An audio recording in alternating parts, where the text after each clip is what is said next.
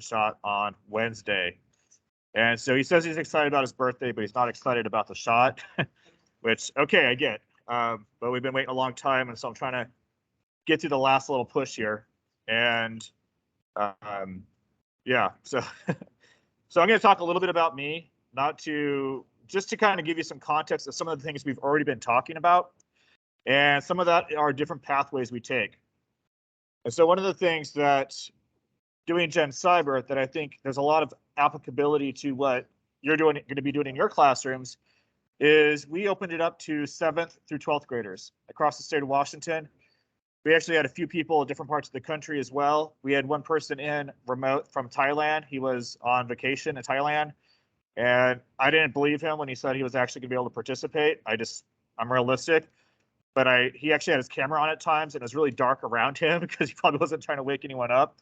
But one of the things that they really got a lot out of it is when we had guest speakers, and then this two colleagues of mine, one from Pacific Northwest National Laboratory and one from Columbia Basin College, who were helping me with the camp, we decided we should tell them our pathway too, so they have some context. Because talking about careers, talking about how people got from one point to another, they really eat that up. I mean, they had a lot of questions on the evaluations, feedback forms I got. That was frequently cited as something that they really enjoyed, was kind of learning about that. So, and some of this is maybe going to have less context, but I grew up going to the Highland School District, and that's in Southwest Seattle, White Center area. Socioeconomically, it's pretty low on a lot of economic indicators and such. It's a very large immigrant community and has been when I went to high school, and it's even much more so now. But the population was about 50% white, 50% lots of other ethnic backgrounds. And it wasn't just one of the things that I think set us up nicely is we celebrated that. Whereas I was involved in student leadership, and I had friends at another high school. I think it was either Renton or Lindbergh High School, and they said, "How do you all do it there?" And I'm like, "Do what?" And it's like, it seems like you all kind of just get along with each other and talk to each other. I'm like, "What are you talking about?" And he said, "Well, at my high school we have kind of blacks with the blacks, Mexicans with the Mexicans, whites with the whites." That's how he put it. And I thought, I don't know, I guess I never thought of it. And it's one of these interesting things that I'm like, well, I guess we celebrate it. We have special events and such. But, so that's kind of the area I grew up in. And I had a great time and experience for that, and was trying to get involved in technology and computing back then, even though I never had any thought of going into it. I don't know why. But I grew up with 3 older brothers. My parents divorced when I was 8. After high school, I went to Western Washington University in Bellingham, Washington. And basically, it was not too far, not too close. Kind of considered it the Goldilocks for me. Not too big and not too small. I applied to University of Washington as well, but it was too close and too big because it was mostly the Seattle campus at the time, before we had the Bothell and Tacoma campuses being what they are today. And so I was thinking about double majoring in computer science and physics. Computer science lasted about half a quarter. I was taking an intro programming class, Turbo Pascal, and I was like, it was fine. I did well in the class, but I'm like, man, this is tedious. I can't picture doing this, 50, 60, 70 hours a week. And a lot of it's because, going back to that career stuff, is I had no idea that there was more to computer science than just programming and coding. And part of that was just my not really maybe seeking it out more. But part of that was just my impression that I decided to take and walk away with. And so computer science was off the books. I stayed with physics for a while, but I didn't have a lot of passion there. But at that same quarter, I was also taking a political science course. And it just, I'm like, of course, why didn't I think about this before? I've always been involved. I've always loved science, technology, and government, politics, political science. And so I ended up getting my degree in political science. And I was in my senior year. I'm like, okay, well, what am I going to do now? Oh, I have an idea. Let's just stay in school, so we don't have to figure that out quite yet. So I stayed and got my master's in political science. And I was so close to my minor in physics. It always bothered me. And it was just one course away. And I had a professor there who was supportive of me getting a waiver because I took another course that was similar to the one I had to drop. And the chair at the time was a grumpy old man. And he said, no. And but then literally 20 years later, I'm like, okay, maybe I should just check again and see if they have a different nice chair. And sure enough, they did. And I emailed. I even had an old email from this professor. Who's like, yeah, I support you getting the minor. And she's like, okay, yeah, sure. And so I got my minor in physics, and I tell that for my idea of persistence, staying with it. First generation college student, and I think this is really applicable to cybersecurity as well, because we already have, I think, so many barriers that we face being first generation. I think it's a little bit less in some ways now, because you have access to information on the web. You can search colleges and universities, whereas I graduated high school in '95, and maybe like some of you here, and at the time the web was really just starting to take off. But I didn't really have a computer where I could search the web at the time, and didn't even really, I don't even know how many universities had their information up online. But it's just interesting. But thinking about cybersecurity, is this another barrier to making sure people understand even what it is and what the possibilities are? And so after college, I was in the Navy for about 4 years. I did some natural resources work while I was there, and a bunch of random stuff, but did controlled burns, I became a certified nuisance alligator handler. So there's me holding an alligator. And it's funny, one of the kids last week said, "Were you scared?" I said, "Well, I respected the power of an alligator. I'll put it that way." And I said, if you look at this picture, you see that I'm not looking at the camera, I'm looking at the alligator in its mouth. So, it's all about controlled risk. And then for 8 years, I worked for the Washington State Division of Disability Determination Services. It's basically a state entity that is federally contracted with the Social Security Administration. There's one like this in every single state in the United States. And we decide whether people qualify medically for Social Security disability. And I did that for 8 years. 2 of the last, I was a trainer. While working, I wanted to get back into school, did a Master of Public Administration. And while I was doing that, I applied to, I'll happily disclose, I applied to 5 PhD programs, and I got into the right one. The other 4 said no. And 3 of those were psychology programs. And they're like, yeah, they're probably looking at my application saying, you don't have a degree in psychology. You have no real significant coursework in psychology. But I got into information science. Again, for me, that was perfect, because I wasn't necessarily thinking cybersecurity at the time. I was really thinking, I had an online political discussion forum that was pretty popular for a number of years before things started to evolve and change.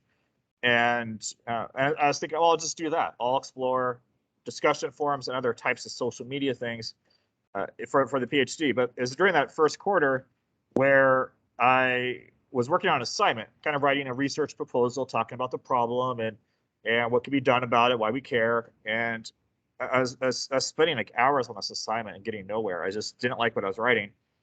And because I realized I had no real passion or curiosity or interest in it. And then I started thinking about my experiences the 5 or 6 months prior, where I helped various friends and family members with their computers. They got malware on their computers. Perfectly smart, perfectly reasonable people. And then I'm like, well, what is it about this? And that's when the wheels started really turning. And I went back to that assignment, and it felt like I wrote like 10 pages in about 2 minutes. I mean, it all came out very, very easily. And I haven't really looked back since. And so it's my area. And I heard someone talking about degree in psychology. Well, my area is the human factors of cybersecurity and privacy, and really trying to understand the behavioral side of it, trying to understand why people like you and me and our friends do the things that we do, or don't do the things that we should or shouldn't do, but just trying to understand the behavior around that. And one of the things that we'll talk about on Friday, as we kind of wrap things up, is social engineering and some of the human factors. And one of the, I think, big things is, I think these last 5 weeks leading up to this, you start learning and going through a lot of the technical stuff, which is incredibly important for cybersecurity and privacy. But most of the breaches that happen are done through things like social engineering, estimates of 70–80%. And so it's incredibly relevant. And one activity that the students really enjoy, and I'm not suggesting you bring this back to your high school, because I don't want you to get in trouble with administrators. I know how that goes.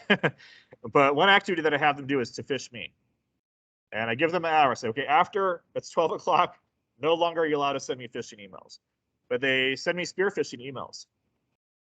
And so I'll put it in this context of I'm fully aware of the activity that I have just given them. And I'm looking at my computer for this next hour.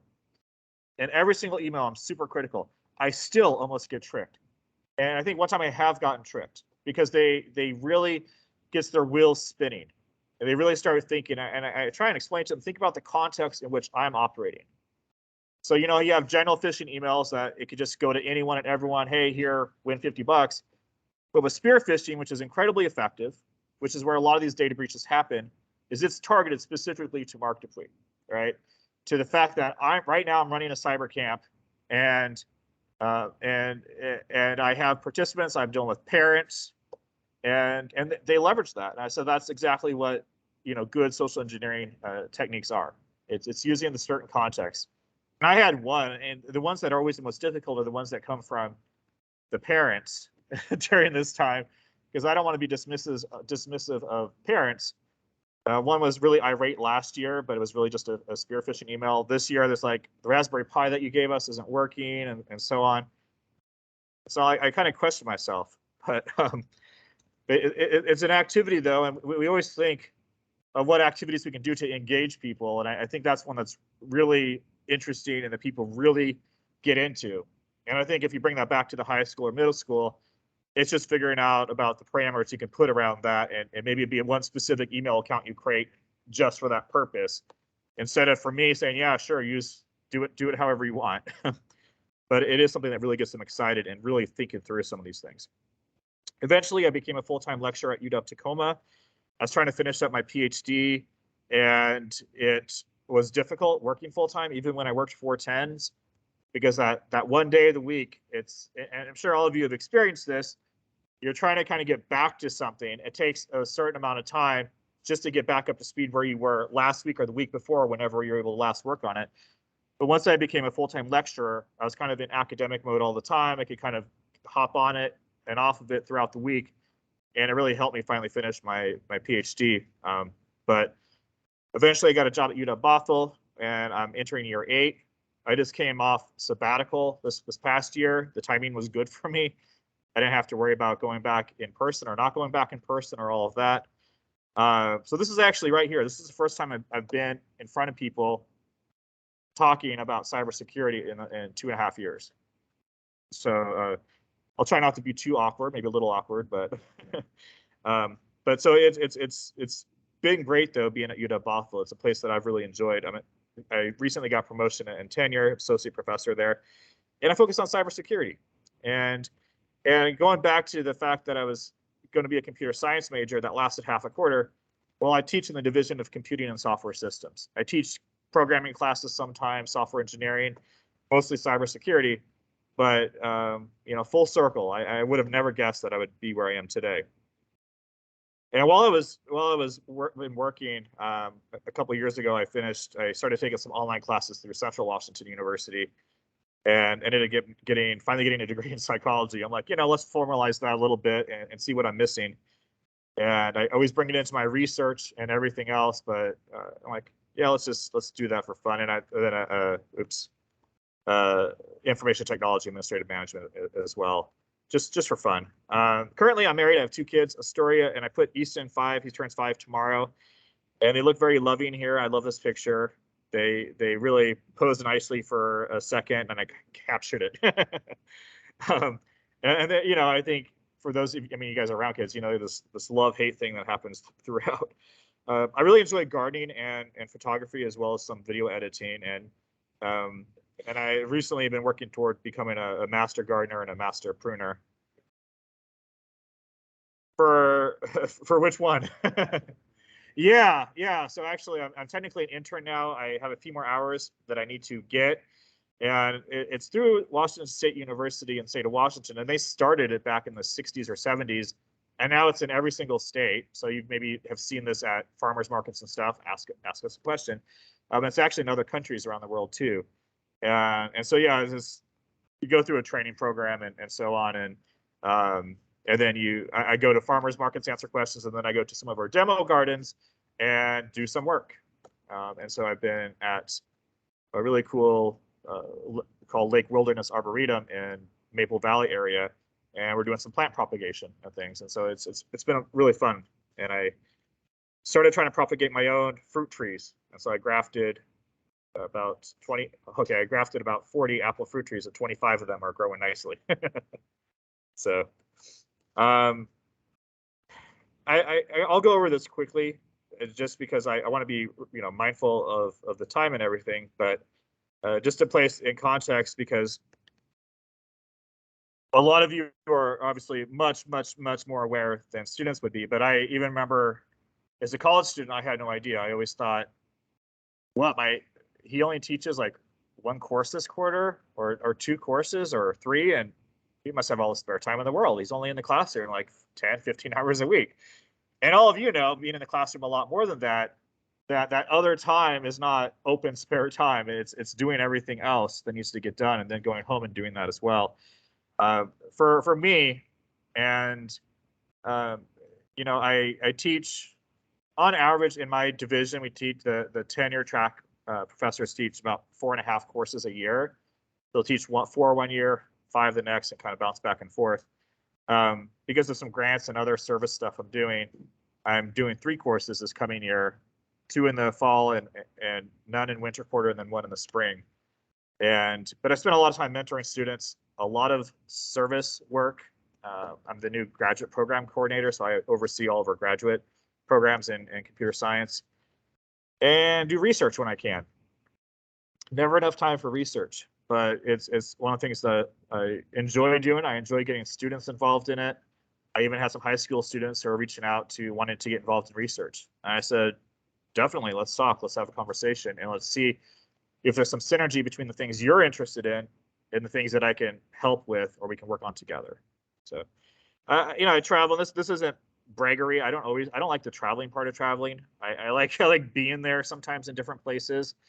Sometimes I like being in a hotel and I'll just work the night through in my hotel or something. It's hard to do that at home. Seeing different places is fun, but I haven't traveled since early 2020, I don't think. And but the nice thing I like about specifically where I work is being able to travel, and my division supporting all that travel. So in 2019, I went to England, Costa Rica, Hawaii, Las Vegas, and a few other places, and it was all paid for. But that's the year I've traveled more than anything, and it's kind of exhausting, but it's also opportunities we provide for our students. They get involved in research, and if they co-author a paper with me, which I always encourage them to do, and it's at a conference, I said, okay, we're gonna pay for you to go to this conference and help present it. And so I had a student that went with me to a conference in Boston, and it was a great experience. So generally my hours is my main thing is just working around my meetings, and when I teach. Other than that, it's pretty flexible when I need to be there, but I'm usually there from 10 to 6:30. So yeah. So University of Washington, just real quickly, we have a new minor that I've developed that's going to be for all 3 campuses, all undergraduates. And that's why I put that there at the top, is something I believe strongly in, is bringing in that multidisciplinary approach. Not all of you, and maybe very few of you, have degrees in computer science or something. But that's what we need, is we need people from different backgrounds to bring those different perspectives. And so this minor is going to be open to all undergraduates, all 40, 50,000 undergraduates across the University of Washington system, and hopefully get them some exposure to cybersecurity. Whether they pursue it or not, it'd be great if they did, but either way, they're going to take that knowledge with them wherever they're working and be better for it. So we have degrees in computer science, software engineering, applied computing, and cybersecurity engineering at Bothell. And it's where the Center for Information Assurance and Cybersecurity is housed, is at our Bothell campus. And we're really trying to build up cybersecurity. Seattle, they have computer science, informatics. Tacoma, computer science, IT, and a master's in cybersecurity leadership. So yeah. I was wondering if you could just give a little bit the value of a master's program in this sort of stuff, because just as teachers, a lot of us go through our master's because it's the only way to increase our salary. And right. We've heard a lot about how important experience is As opposed, and not that education isn't important, but for somebody who's already in the field, what does a master's do for them? Yeah, that's a great question. And so our master's in cybersecurity leader, or yeah, definitely. Yeah. We have some certifications through our professional continuing education program. And those are certificates that we have. And so we have a few of those. And I can always send some links out to you all about those. Some of them are online. And we also have a certificate at UW-Bothell, and it has an online version as well, that allows people from non-traditional computing backgrounds, so people that don't have a computer science degree, to basically get some academic exposure to computer science and software engineering. They need to have taken programming 1 and programming 2 before applying to it, but it's a way to create another pathway, right? Another pathway for people from non-traditional backgrounds to enter into either computer science and software engineering, because we have a master's in that, or in our cybersecurity engineering masters. And again, we have an online version of that as well as an in-person version of that certificate. And there's other certifications that I'm happy to talk about as well, that I think they really hit the nail on the head on. That is, most employers are looking for that experience, right? That exposure. They're not looking for people who can show that they can get a lot of certifications and degrees. But at the same time, the reality of it is, and my wife, having worked in HR for many, many years at PACCAR and Microsoft, and this is really big in government too, is they like, okay, you need to have this, you need to have the CompTIA A+. I was like, okay, but I have 8 years of industry experience managing networks, really? I mean, it gets ridiculous sometimes because there's this big mismatch between these certifications and what we actually want them to be able to do and bring to the table. But I think people earlier summed that up very nicely. Is, you know, sometimes you need it to get to the hiring manager, but the hiring manager is really going to want to see that experience. And I think, you know, going back to coming back later for a master's degree in, say, cybersecurity engineering, well, what's that going to do for someone who already has some of that experience? And I think a lot of it, you know, even going to what you're saying, is it's going to provide maybe more leadership opportunities. They're showing that they're taking initiative to further their education in a formalized way, and maybe increase salary in some cases. You know, some of the students we get, and they're just wanting also just to increase their theoretical and their applied knowledge in different parts of cybersecurity. So like it could be like in doing cybersecurity, but maybe they've never taken a class in cryptography or don't understand network security that well, or something else.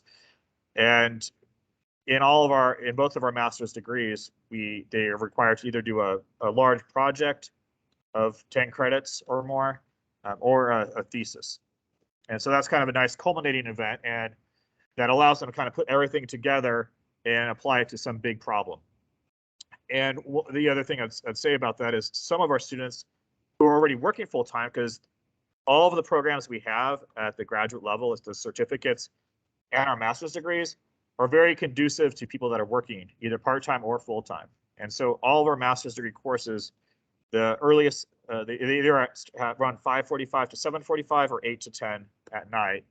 And again, trying to make it conducive. And a lot of them take what they're doing in their full-time job and do the capstone for their work. And so we've had individuals who have completely developed a new risk management program for their employer. And yeah, they're going to get their degree out of it, but they now impress their employer conceivably and might get a promotion from that project that they worked on. Yeah.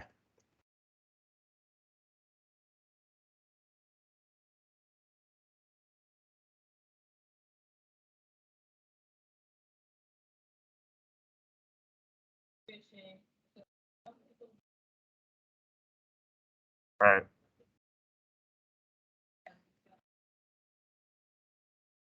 Yeah.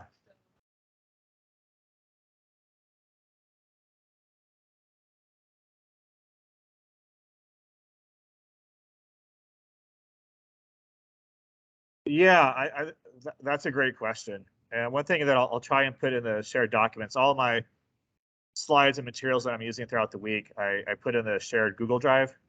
I'll try and remember to put in there the proposal I put together for the minor in cybersecurity, because that kind of walks you through a little bit how I viewed, and conversations with other individuals as well that helped me with it, what is needed to get a broad foundation in cybersecurity.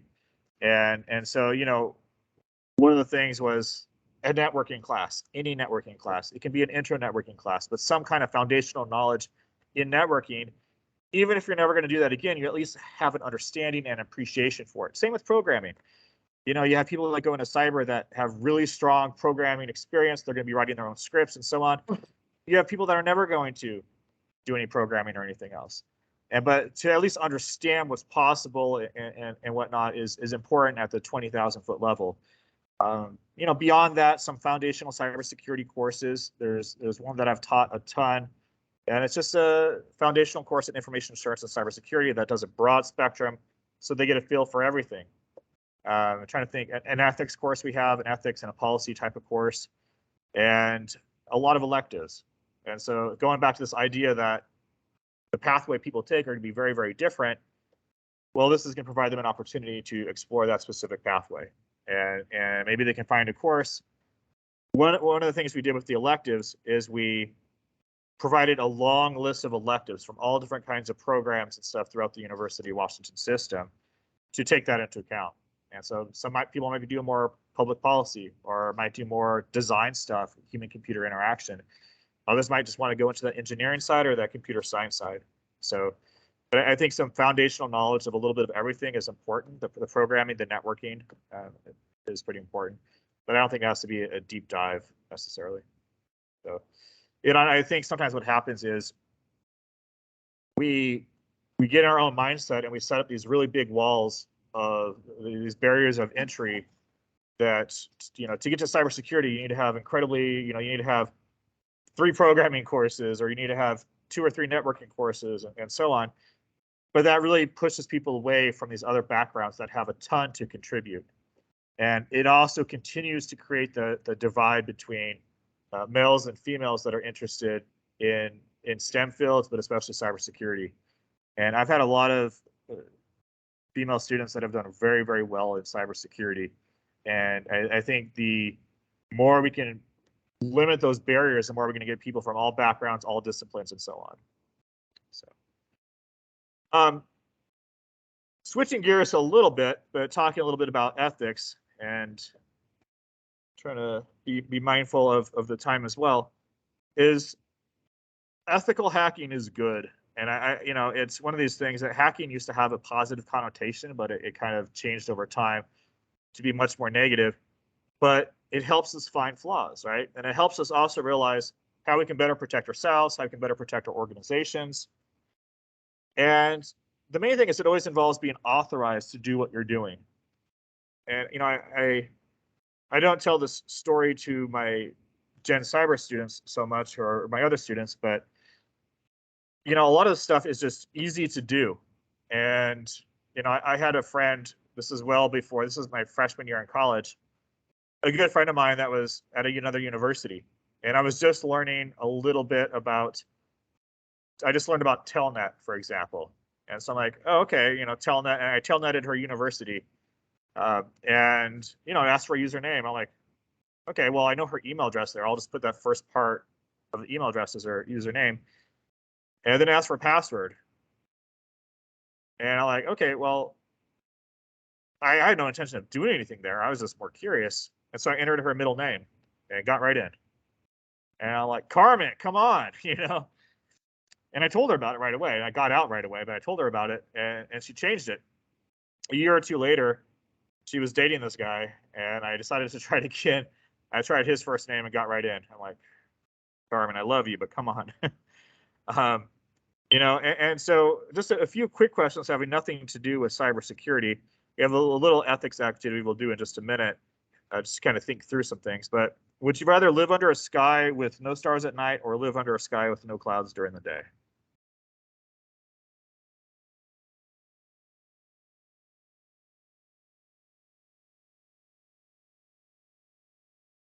But so far, it's been the most thought-provoking thing I've said, or the question I've asked, right?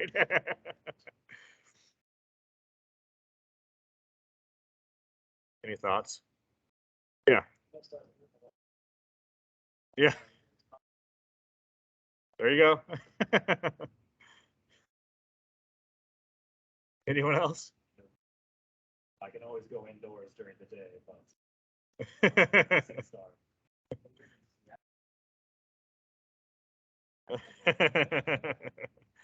Well, during the summer, it's so many stars. It's crazy. And I live in Fall City, which is a little more rural. And I love just at nighttime, just looking up sometimes. Yeah.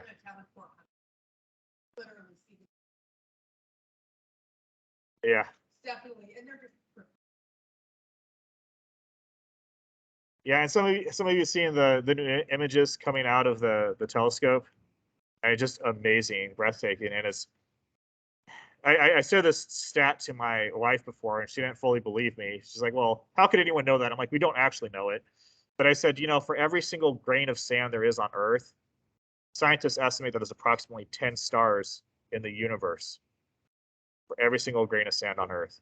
But when you see those images and you see all these tiny little dots and everything, those dots aren't even stars, they're galaxies of millions of stars. I mean, and this is just the tiniest slice. It's like a grain of sand that you held up of our total night sky. It's just dumbfounding to me. Astronomy. I really want to take some astronomy classes. but yeah, I mean, I think both of these would be kind of bad if we didn't have one or the other. You'd rather spend the whole day in a huge garden or spend the whole day in a large museum? That's a great question. The Louvre. Yeah, it's funny. I have plans of setting up a bunch of drip irrigation in my garden, but I ran out of time this year. And so right now, this week, it's going to be awful trying to water things by hand. And I have a pretty good sized yard and really good sized garden. So it's watering everything every few days. It's a lot. So this week, I'd probably stay in a large museum that's air conditioned, but otherwise, my garden. Well, yes, and I actually am going to be setting that up as well as part of my drip irrigation. I guess.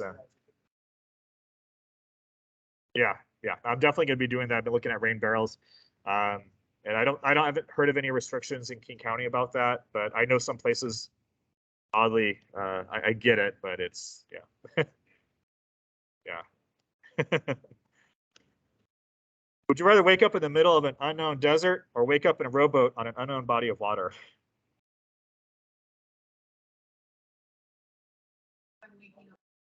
That's a fair question. Yeah, that could change things totally. Unknown body, yeah. I just wonder in a rowboat if I could see land at all. If I could not see land, that'd be terrifying. But yeah, I don't know. Am I rowing farther into the Pacific or closer to the States?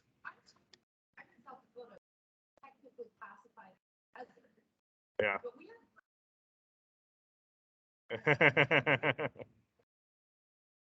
That's true. Yeah. Yeah.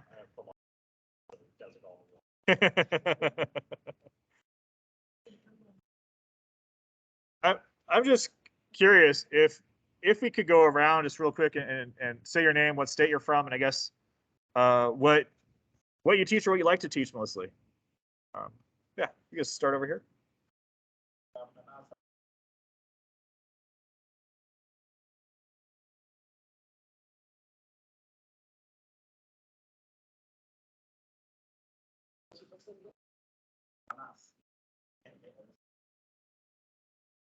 Great, thank you.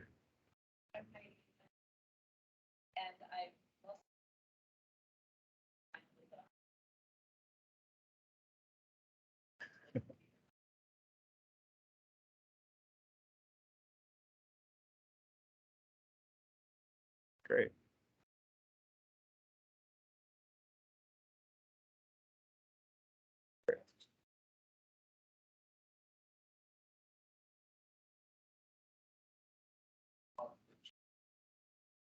Oh, wonderful. Yeah, great. Great.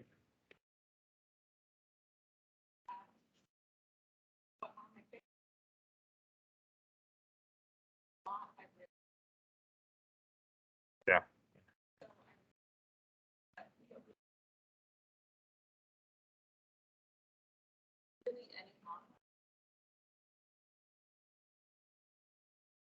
Oh, that's great. Thank you. Wonderful.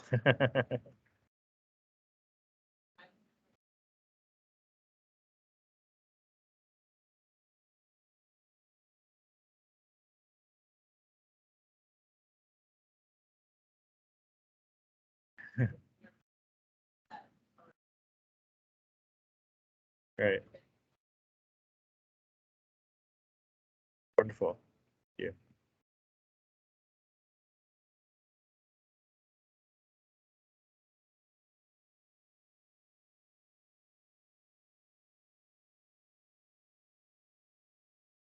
Great. Great. Great.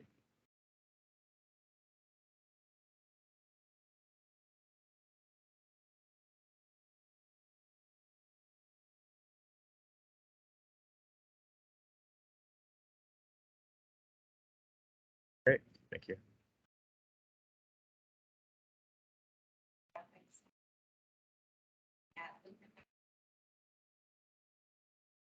Great. Thank you. I met you online through Rand. Yeah. That's right. You must be in Whatcom, right? Whatcom County area, or? Yeah. Yeah. Yeah. Great.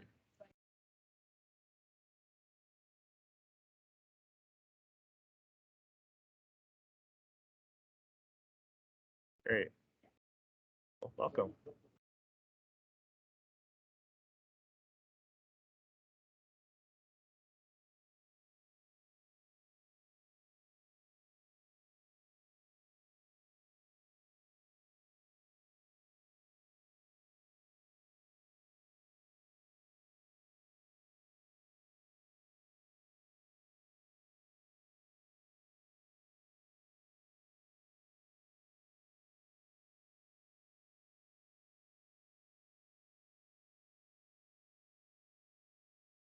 Great. Right. Right. I am Tammy Fuller. I teach in White River, South Dakota. It's just south of North. I am the English department and the computer science department. Really been working for about 3 years to try to get a computer program established. There's so much pushback, but we're working on like 3D printers and drones and the fun hook-em stuff. Right. This is another really fun, like when we talk about hacking and Yeah. security and all that stuff. And then they get there and I'm like, surprise, we're gonna learn to go. With everything else. Right. Yeah, I'm really a lot of states that were Wow.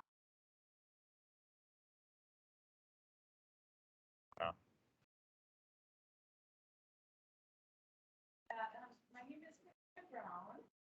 I'm in Colorado as well. Right now, yes.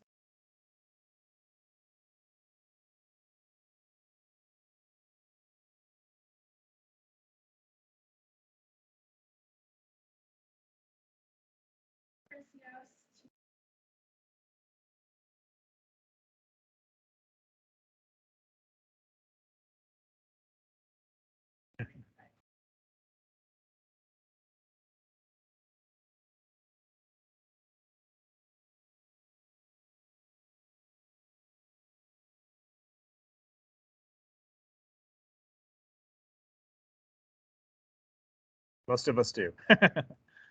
Great. Ziggy Joseph.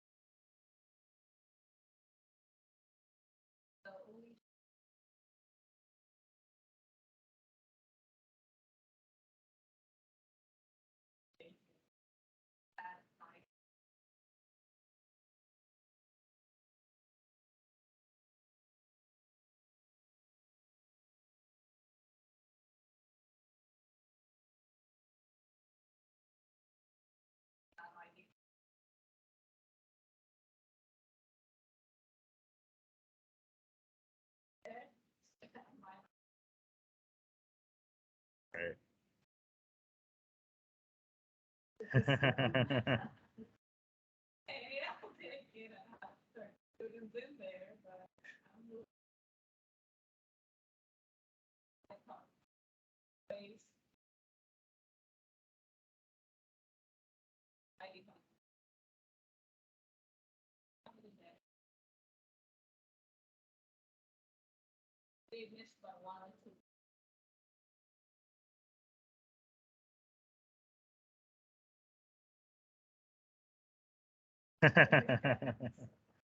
Right.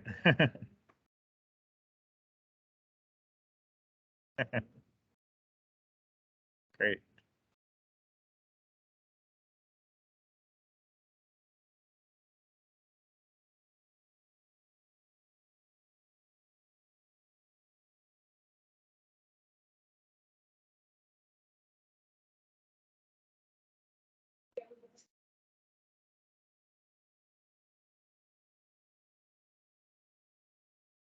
Wonderful.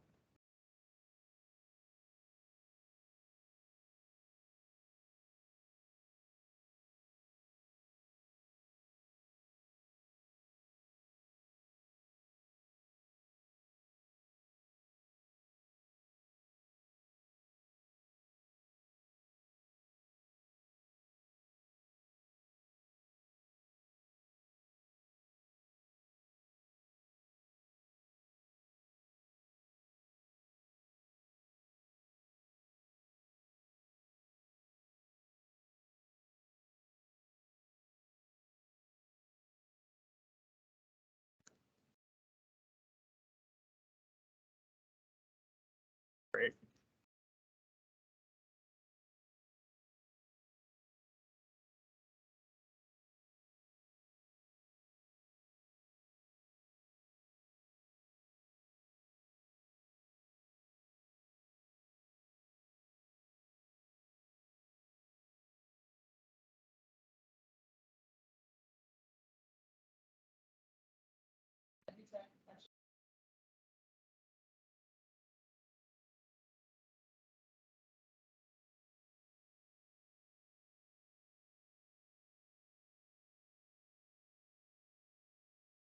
Great.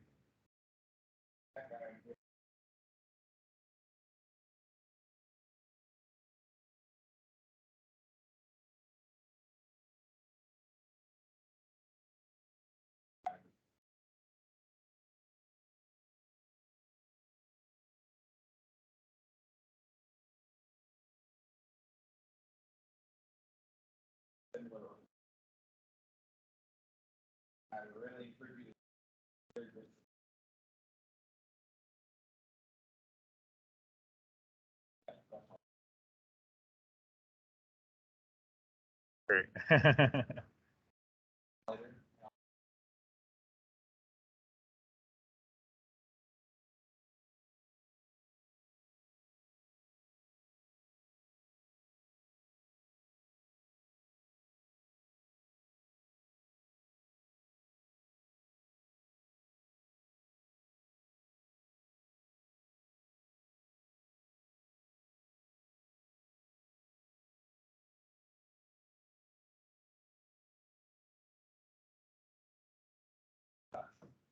Yeah.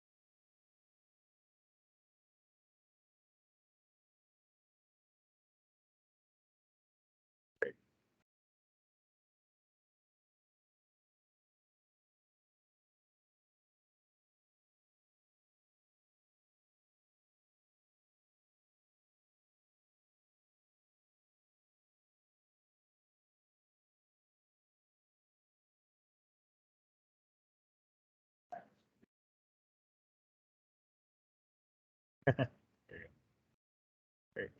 name is John Avery from Centennial, Colorado. I teach primarily engineering design, manufacturing.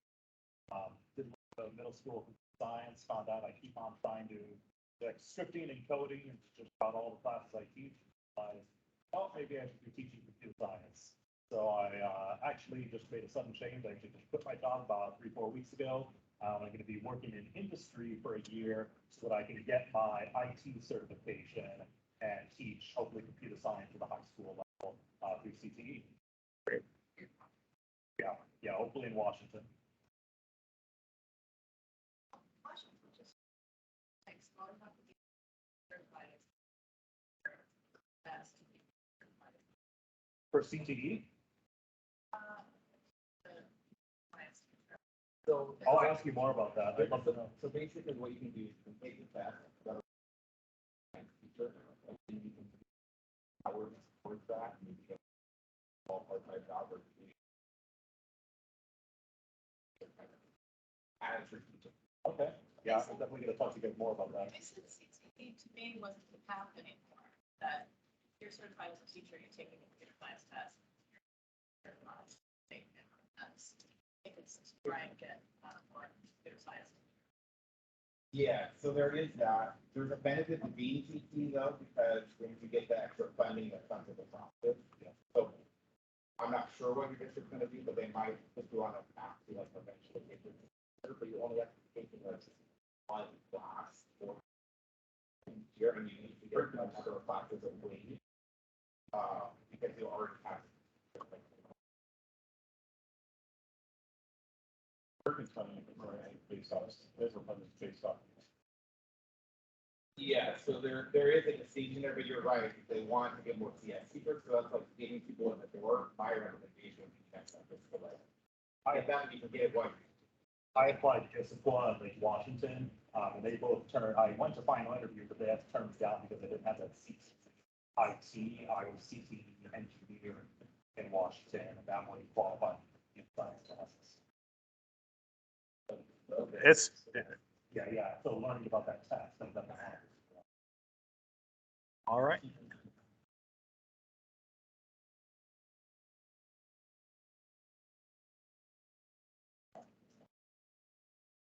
Thank you. All right. Thank you.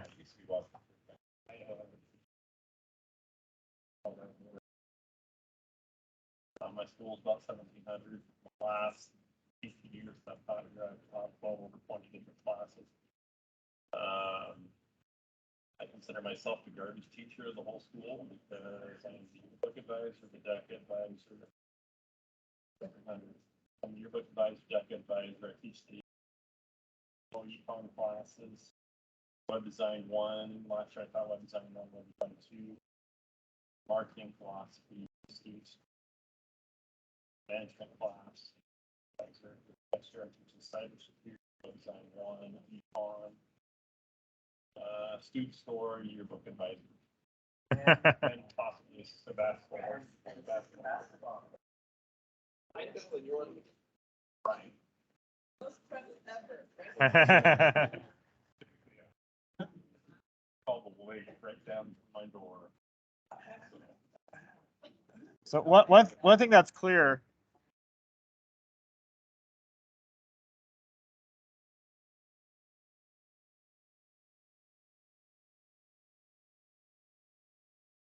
Yeah, that's the challenge is you try and advance yourself, you get a certificate, and then now all of a sudden they're saying, oh, well, now you can teach this X, Y, and Z. And they throw it on you like, no, that's not why I got it. I want to teach this. But I mean, as some of these conversations, evolved into these other conversations that just show how complex this is and how different this is from state to state as well. And how even within a state, things are changing so much that it's hard to kind of keep up with and keep track of. And, it's kind of a mess. So I appreciate you all being here with the different backgrounds too. It's very typical to see that, oh, you have some math background or you have this background, you're going to do cyber now. But it's nice to see, someone more with a English, English or ELL or some of these other disciplines to also be going into cyber. I think that's very valuable. So we do have Terry going to come in here in just a moment, but the video I'm going to show in the meantime it's a very short video, and it's just to get some discussion going around ethics, and then we'll kind of go from there. And one of the things that I'll say too, and Terry's going to touch on this at the same time, is, you know, what you're going to get this week is there'll be a little bit of overlap here and there, what you got the 5 weeks prior, but it's going to kind of be coming from my perspective, and it's also going to be using materials that I have that I'm making sure is all available to you.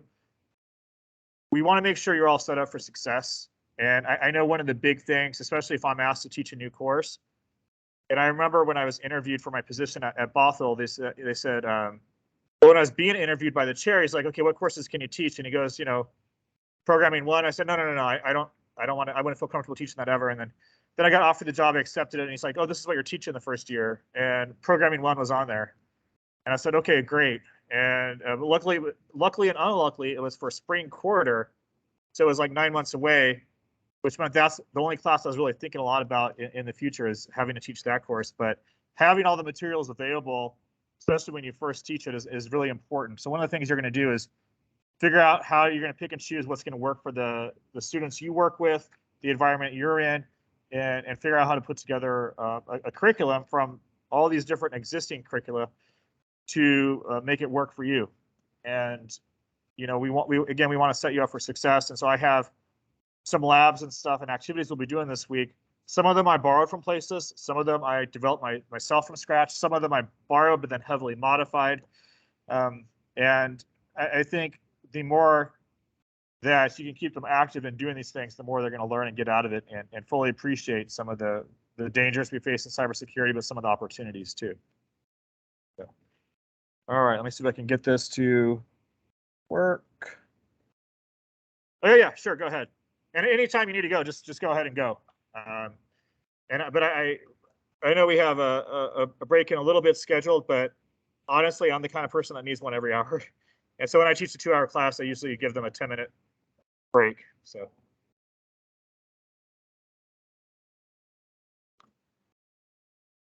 if we want to take 5, we'll pick it back up at 10:20.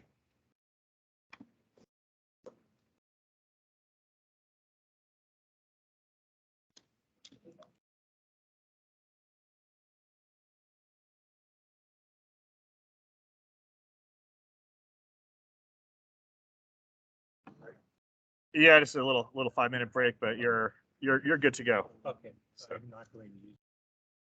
Okay.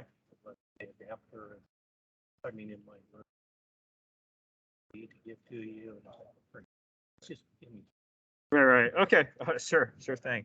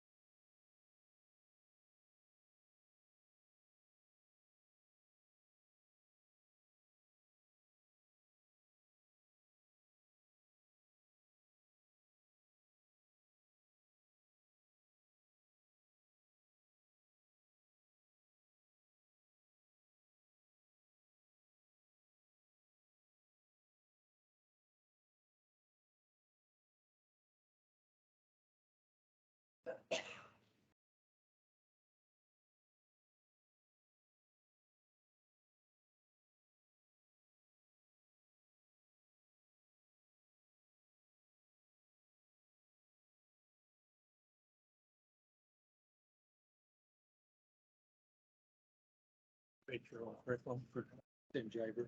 What's that? I said that wrong. You write your own curriculum for Gen Cyber. Put the plan together. Some of it is, and a lot of it is what I'll be using this week. So it's stuff that I have modified and iterated on enough that I think it works with the age range of the kids that they'll be teaching to. Mm-hmm. And so, yeah, some of it I write from scratch, some of it I borrow, some of it I modify the H out of, and yeah, so it's kind of a combination. And I'm always looking for more resources, and in my main Gen Cyber folder I use for everything, I create a new one, like new ideas, and as I come across stuff, always trying to find more labs and activities. And my slides, I want to kind of redo some more with the audience in mind, and the lectures I give for that group is so truncated that I kind of want to redo my slides so it really focuses on a few key things instead of trying to lightly go over too much stuff. But I was recruited to be part of Northwest Cyber Camp, which was Southwest Washington. okay. We had it up to 5 camps throughout the state. Oh wow. And then COVID hit, and we were using AFA's cyber training. Okay. And the reason they contacted me because I was coaches down there. Uh-huh. And so then COVID hits. Yeah. What are we doing? Right. And so I said, well, I know about Gen Cyber, so I started looking and start contact. Oh, we just write our own. Oh, okay, this is not, we got such a short time. Yeah. So we ended up that year, we were part of NCL, created a Right. competition. Nice. This year we decided we need a break. Yeah. Yeah, and at least the NSA's Gen Cyber, they're really changing their focus a lot too, to fewer student camps and more teacher camps. So really? more things like this, and which is unfortunate because we had such. You need both. We do, and we had a virtual camp last summer with 120 kids. This summer I decreased my salary allocation so we can get more kids on my wait list, which is insane. And that's just mostly recruiting through social media, but but I had 160 kids this summer, 80 each week, so In person? all virtual. Okay. And that's one of the One nice thing I things. found out about virtual is like also we had students from New York. Yeah, even though I say limited to Washington, I'm not looking super closely when I'm saying, okay, you've been admitted. So there's a few people. Whereas before, I was like, I wasn't sure that I'd be able to. I want to make sure I filled my numbers, and you always have last minute drops, the night before drops, the first day, and so. But yeah, I mean that's the nice thing about virtual. I would love to see their faces in person because so many of them have their cameras off. Right. And that's the really, really hard part. But being able to reach so many people and getting positive feedback that they're having a good time, that's pretty great. Yeah. So. All right, we'll get started in 1 minute here.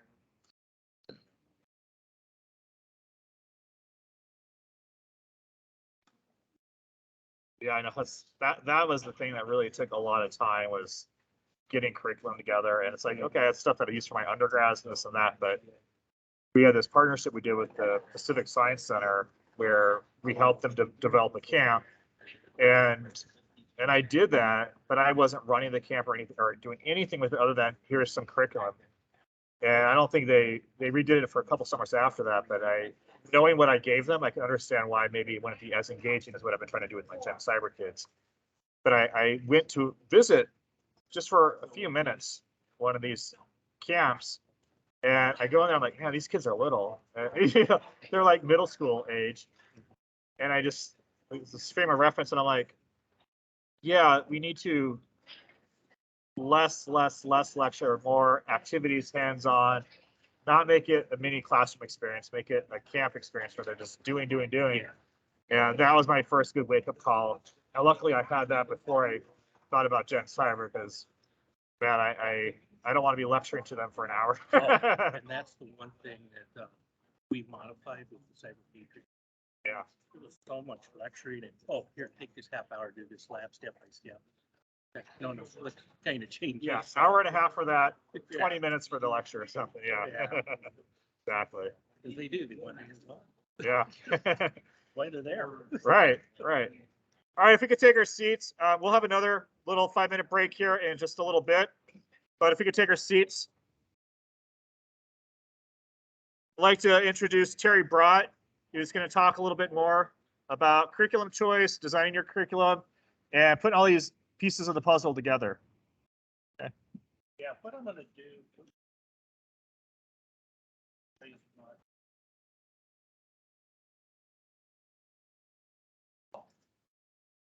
it's not worth it. Cybersecurity, we deal with it too. Well, the thing is, I was going to put.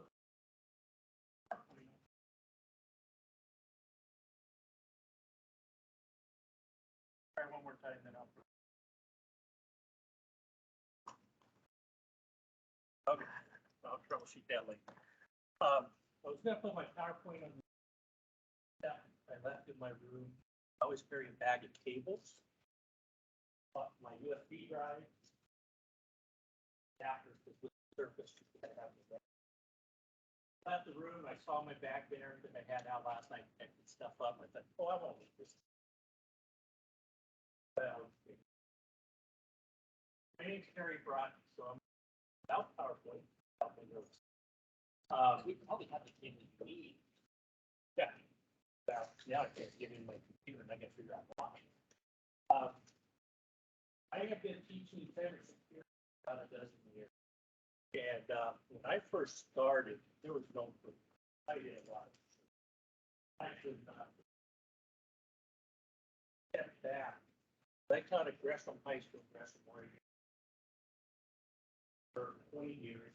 In the mid-90s, I was asked a care class. But just got a bod. For that computer lab, every teacher now will have a computer in their room. I looked at it then.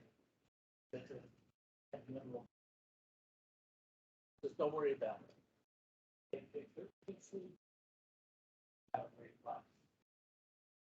pick 13 students who knew how to build and repair computers. That's one thing that I learned with trust students. They can keep that first year. I was also teaching math at the same time.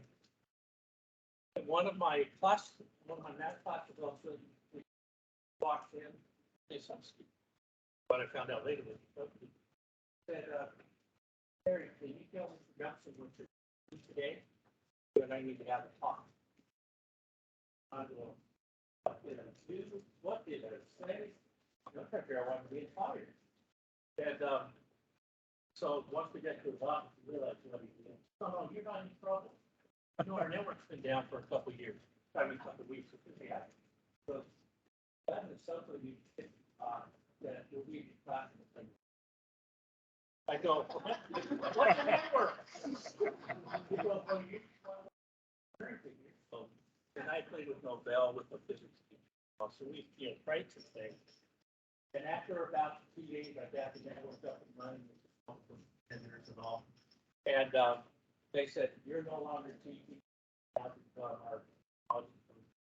network administrator, that was a stipulation. One of us being Microsoft certified here. I didn't get the certification, but I wanted the classes, studied for the test. That's that first day. I don't never did take the test. Then, in 2000, I was asked if I would serve on a committee to write work with information technology. It'll be owned by 3 school districts. That's where I just retired from. And a colleague of mine from another district, we both did. He retired. He taught for about 8 years. He retired. They said, hey, we want you to go down. They are certified. I don't even know how much longer I'm going to do. I don't want to waste that time. I don't want to waste your time. So I started searching and I found out cybersecurity was a growing market. And that's when I started trying to figure out how am I going to teach. I went to the director, hey, I'm going to teach technical hacking to a player. I don't want kids hacking. So I had when you took that who started the cybersecurity, they just started going to meeting in college, kind of talking to my director, he convinced her better for students to learn how to hack ethically, learn everything on anyway, plus the field is so large. So then I started really searching, and I found a curriculum called Hacker High School, and it's out in Canada, I think it is. So I started using it. Well, there was a lot of reasons. questions, very little hands-on. You're in CPE, you know, students are there in order to work with it. But yeah, certain, eventually I started writing my own lessons. I was also, and I'm trying to give you a history of why I didn't really do it. Then I started, I got to do a couple summers before pre-COVID with a cybersecurity company. They would take, and I would suggest you could do this and get alignment with do it. Is they took 2 or 3 of my students for an internship into the summer, and they said, well, we want you to do work with it. We want you to teach what you're doing. So for first year, we just attacked them, what it was like to be a red teamer. And they were just testing their controls to make sure their controls were working. So the second summer, he says, here's what I want you to do, is there's a brand new malware that's coming out. We don't know how to control it, how to detect it. I want you, and they, instead of doing a production network this time, we did, they set up a private network. And then for a week, solid week, we just did nothing but attack. Then he taught us how to write controls. And at the end, he set this all up on there. At the end of the 6 weeks, we've got to give a presentation. This year was for lawyers. The year before it was for the board in California. And right in the middle of the presentation, also they get a phone call from the court. And they interrupted our meeting. Found out that the corporate had hired a red team to attack this office. And we saw it. And the red teamer said he had never been caught in the school before. To see smiles of the high school students, you know, from all those things. So that taught me, you know what, I can teach stuff that I don't know. They're going to teach also. So I even revised one of my curriculum work with conflict and community college because one of my former students came back to teach. He had a degree in English, just loved English. I was overloaded to say, you want to teach a cybersecurity class with me? Yes. He loved it so much he went back his master's in cybersecurity. He was being recruited heavily to work in the industry. But he chose to go down to a community college to teach. So him and I were together, still meeting now on the curriculum. I started teaching this curriculum. Then I was asked to, 5, 6 years ago, to serve on a national committee. We met in the desert. I had no idea what large project this was. To write the Millennium Objective System Process for cybersecurity. Curriculum framework for it, which gives it dark enterprises. First time I ever been around cybersecurity. So number one, glad to get it off here. And then my own. So I'm just glad to see you. And so we put this, the base of it, and then after that, her company went finalized the framework of what that cyber. And teach cyber is very similar to what I was teaching down in college. So I said, you know what, I'm going to adopt this. I'm going to start using teach cyber. And the reason why I'm doing that is because I found out yesterday, I got my MCSC, generalized, I should say the class, and then I got certified. That was generalized. Now, as we said yesterday, specialists, not general. And so, Teach Cyber to me was a very foundational class. Cybersecurity, all their avenues that you can get into cybersecurity yesterday. And then this year, as I'm working on this curriculum for you guys to get online, I love that feedback. It's really a lot of things that I've reading and citing as well. Rain came out, I never heard of rain.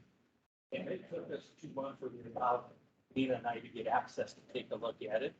I started downloading some of it, started inputting it, supplementing it with my Teach Cyber.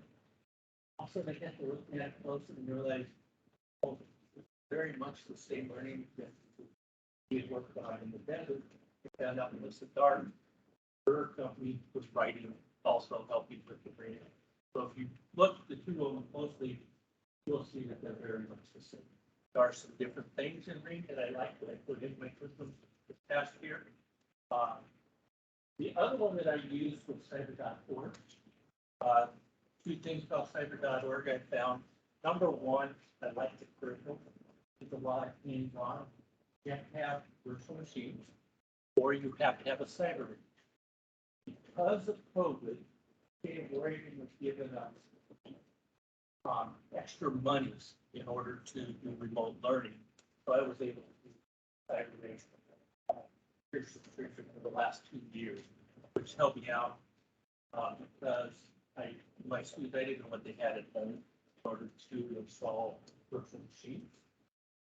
And then two teachers in the area, one of them has the same issue with both our charter schools.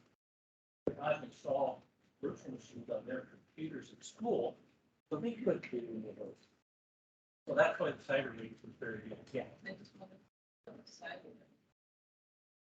Oh, the US cyber ring? Yeah, last year, I know the changed the pricing structure. Last year was $12 a day. Almost. Yes. It's all liquid. Oh, Yeah. And last year was $12 a head, and you, that's per month, right?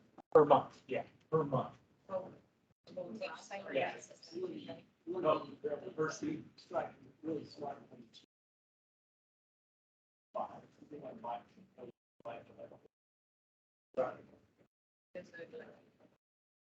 wire trap, everything? Alley. And so, anyway, so with that wrap, now, if we're putting this curriculum together, because of my experiences with those two schools, who I was paying an increase in experience, they were doing a semester in a full year to try to complete it. Is that they, that's where I was going. Oh, we were looking for what's a free resource for you guys in case you ran into the same thing. So that's why we put in there something that I like now that I do. One of them was Hacker One. Shoot, what's the other one? It has curriculum. Try Hack Me. Try Hack Me, thank you. I want to say Hack the Site. Hack the Site is great, but Try Hack Me has a lot of the curriculum. Yeah, Try Hack Me has a lot of hands-on. Other thing I found out with cyber.org, I started using that with my second year.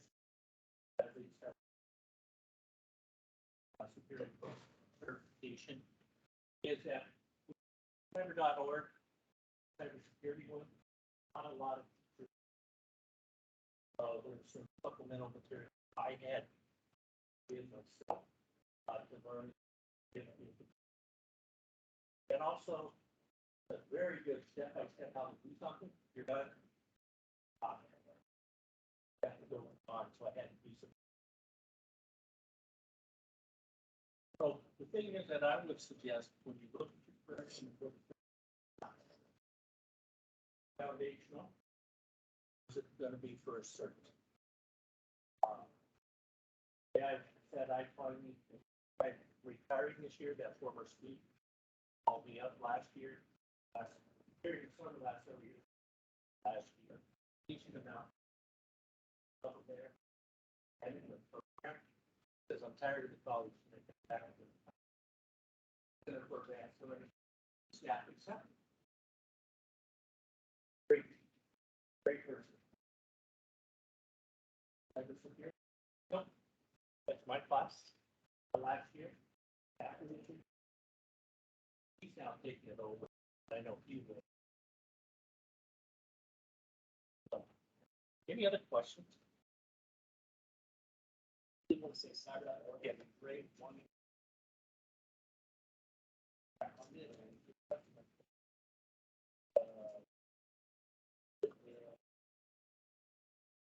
I'm thinking a few of their Indian classes too. Yeah, I like cyber.org. And just to let you know, I was also on planning committee. They did the K-12 student. That was fun to find.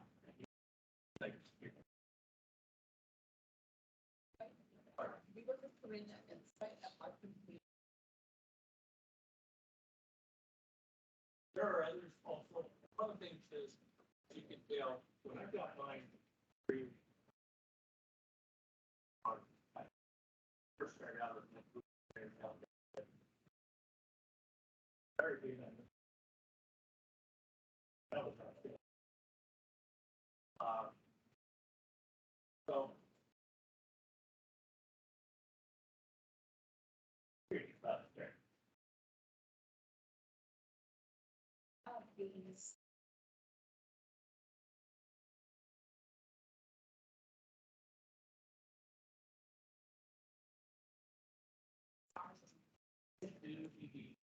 I don't teach cyber. I just can't get those out there.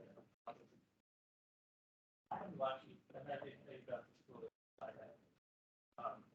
Our students, like these schools, our students are there. So they're there for half a day, go back to the home. Our classes, except for being, they had 3 solid classes, like in my area. So they were learning cybersecurity, and they were doing web. Next year, not being all of them. That clients to build IoT devices. So our whole emphasis is all through classes. The 2 schools that I grew up in are very good.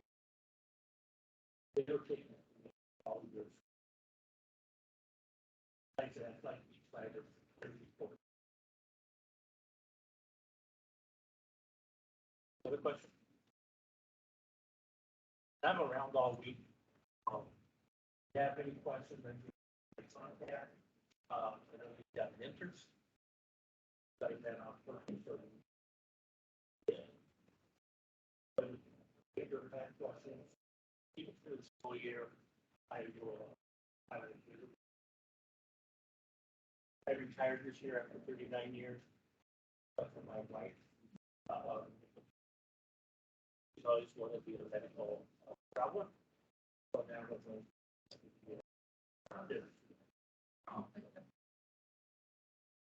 and I just really if you ever got questions. Thank you. Thank you so much. No, you're right. Thank you. No idea. I went. Oh, you're fine. We started a little late. Yeah, it's one of those things. Once we start a little bit late, it goes through the rest of the schedule, and we're good. One thing I do make sure of all the time is that you get breaks, and we're not late for lunch. It's my commitment to you. One thing I learned. So last summer was the very first time I did Gen Cyber, and we did it virtually. And the year, it was supposed to be in person, but because of COVID, we moved it to virtual. And I learned that very first day that, oh yeah, these are middle school and high school students. They're not used to like an 8-hour day, and they need breaks and more breaks. And so after that first day, I started making sure we had a 15-minute break in the morning, 45-minute lunch instead of 30, 2 15-minute breaks in the afternoon, and then reduced it to 7.5 hours from beginning to end. So they're really engaged for more like 6 hours, and that seemed to help a lot.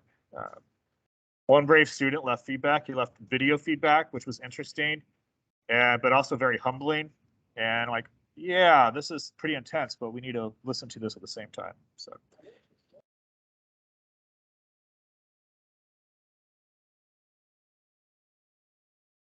Yeah, I think a lot of this at 3 o'clock is, it depends on what else is, I don't know what other offsite visits are planned this week, but a lot of it's to make sure you have time to do curriculum planning and other things to really start, as Terry's talking about, putting the pieces of this puzzle together that's going to work for your group of kids, for your environment. And he is spot on though. The finding curriculum in cybersecurity is so much easier today than it was several years ago. And it was very, you know, some of the slides and stuff that I use still that I'm continuing to try and modify were slides from publishers. And if any of you have used slides from publishers, you know they're not that great most of the time. And so it's a big challenge to continue to try and evolve this, but we're in a much better place than we were a few years ago. And I'm continually trying to iterate on my curriculum each time, find more activities and more things to bring in, and less, especially if I do camps and stuff, less of the lecturer talking and more of them doing stuff, because that's what they really like to do and where they're going to learn a lot. So I'm going to show this short video, and we will get back on track here. And you guys talked some about networking in the 5 weeks prior, right? A little bit. Okay. So probably what I'll do is I'll mostly just show a video that you probably haven't seen. Did you guys watch the video at all? Okay. I have another video that I'll show Wednesday that's specifically on botnets. It has to do with networking, but it's specifically on botnets. This one is an oldie but a goodie. Again, I'm trying to make sure everything that I do in here, I have in that shared folder. I'm not going to claim copyright as mine on even most of it, but if you're using it for your classroom and stuff, I use it for my classroom, and it hasn't never been an issue. Some of these are videos I just download from YouTube. And I don't like to try, especially if I'm doing something virtually, just live stream from YouTube just to push it back out over Zoom at the same time. It's kind of a recipe for disaster. So I usually download all my videos, and so I'm trying to put them here and take up a ton of space on the shared drive, which already looked really full. So that's mostly not me. Here, let me see if I can get.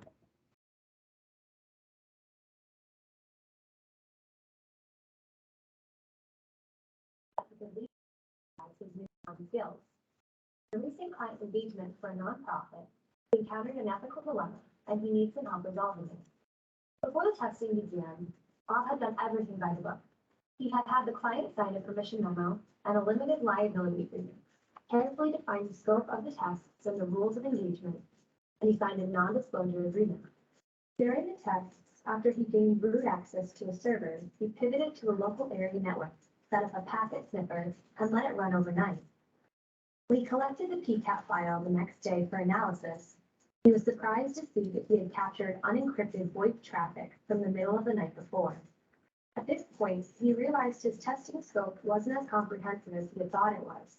VoIP traffic wasn't expressly forbidden, but then again, the client may not have realized that their agreeing to the collection of all network traffic might include plain text phone calls. Bob's curiosity got the best of him, however, and as his heart raced, as it often did during his hacking escapades, he listened to the midnight call. It turned out to be a personal conversation between the president of the organization, who was the one who had hired Bob, and the president's wife. They were discussing a serious and private medical condition. Immediately afterwards, Bob's heart sank. He realized that he had crossed a line and violated the trust of his client, even if it wasn't scoped to listen to VoIP traffic. Listening to a call that took place after normal business hours would be very difficult to justify. But now he wasn't sure what to do. Like so much of what happens in cyberspace, Bob reasoned that there was no way anybody would ever discover what he had done. Even on the off chance that someone might realize he had access to VoIP traffic during a pen test, Bob could convincingly deny that he had ever listened to any of the calls. Plus, he was pretty sure that he was under no legal obligation to report the incident. Besides, if he confessed what he had done, not only would it create awkwardness between him and the client, but it could result in him being fired from the project, and it could even damage his reputation as an ethical hacker. But on the other hand, something seemed unethical about not coming clean about his lapse in judgment.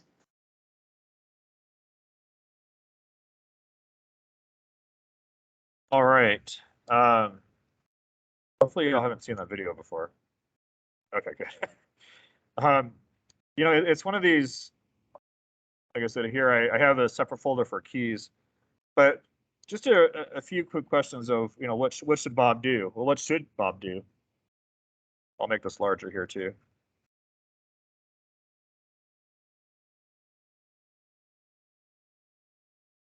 Disclose?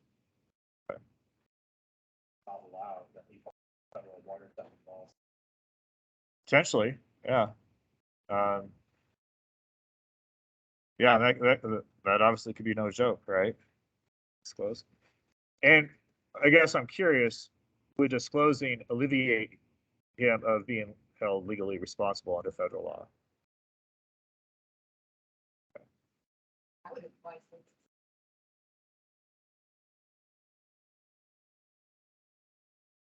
Seek legal counsel. Yeah. Maybe, you know, if someone has a consulting business like this, I would think they might have a lawyer on retainer potentially, or at least know a good one. So yeah, okay. Yeah.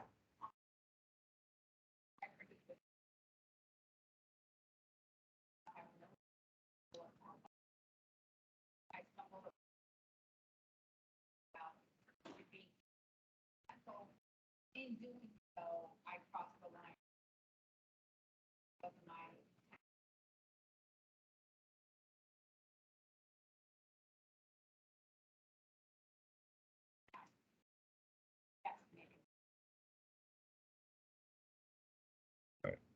Okay.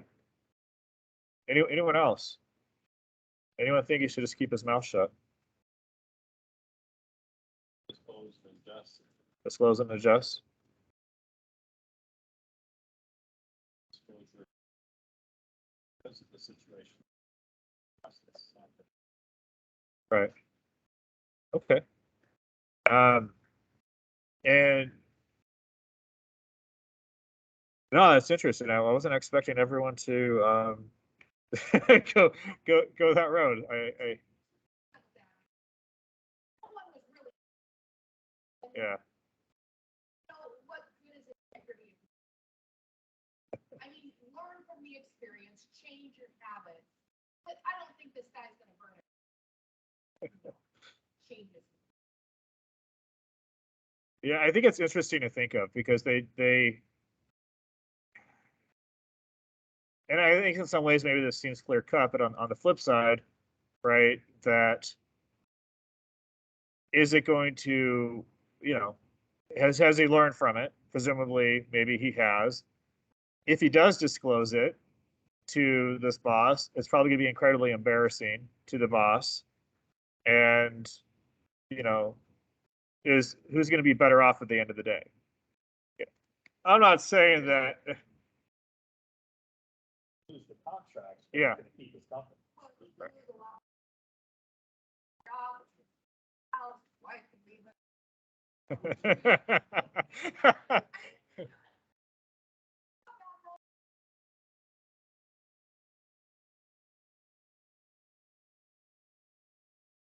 This could wrap life. It's not just brother.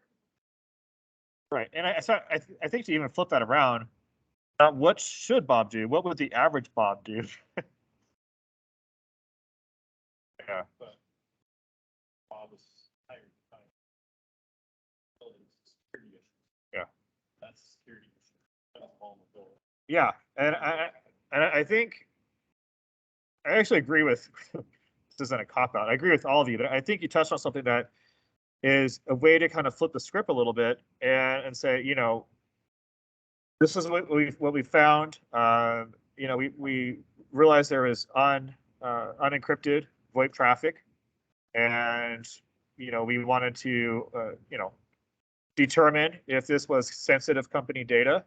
And I'd like to apologize to you. I realized it was a personal call. I didn't know that until I listened to it. But you know, here's a recommendation I have, and here's a recommendation I also have for how I'm going to, you know, proceed moving forward or something.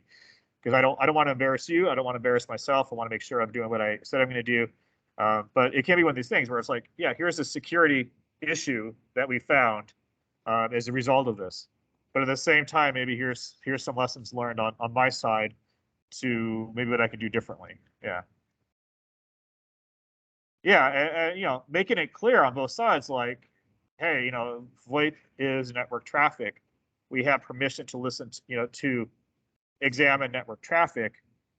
Well, this is what we found. And but at the same time, I think my company, my consulting company needs to be maybe more explicit to make sure in some event something like this happens. I don't know. I don't know what the correct answer is. I mean, this is one of these things that a lot of times with ethics of any kind, it's not always just, there's plenty of gray, I think.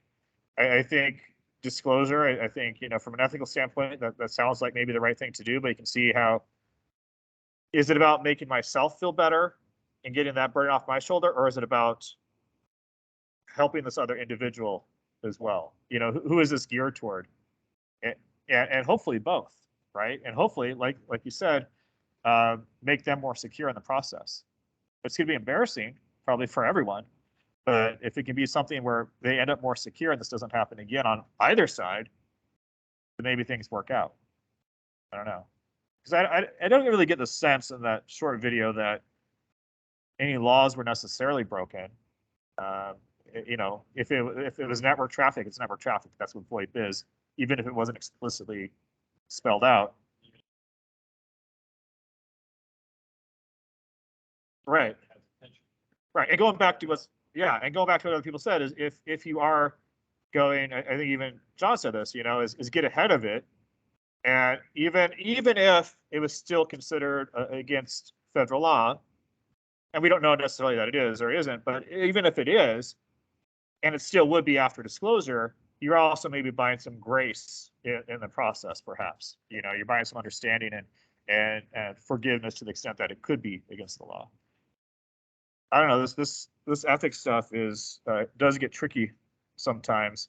And I remember this assignment that I created for my students, a cybersecurity ethics assignment, where I have them take the perspective. Again, this is me with my multidisciplinary background, but of 3 different philosophers, and have a conversation with these 3 different philosophers, and they're different. Kant was one of them, and maybe Aristotle or something, and they kind of discuss the situation from different ethics, frameworks or perspectives. Because a lot of the stuff isn't very clear cut. I'll save that large bot. Okay. Now I'm gonna show this. This is how we'll get back on track, since you've already talked about networks, and when you went over talking about networks, this is what I often tell my students. This cybersecurity, foundational cybersecurity isn't a networking class, but it's important to understand stuff at least at a high level. And obviously, if you start going to the technical side of network security, you're going to have to know a lot more about networks. And some of you, have Cisco Academy maybe at your high school, at your local community or technical college. That to learn networking, it could be 4, 5, 6 courses, right? But what I want to show you is, if nothing else, I think it's a great resource. I show this video to all audiences, including my graduate students, because it's very cheesy. It's very corny, but I think it helps with something that I think is inherently abstract. That's one of the challenges we face with cybersecurity. A lot of the tech areas, including programming, is the level of abstraction that we're dealing with a lot of times. And I think cybersecurity can be very abstract for a lot of people, networking as well. So I think this helps to visualize some of what is going on.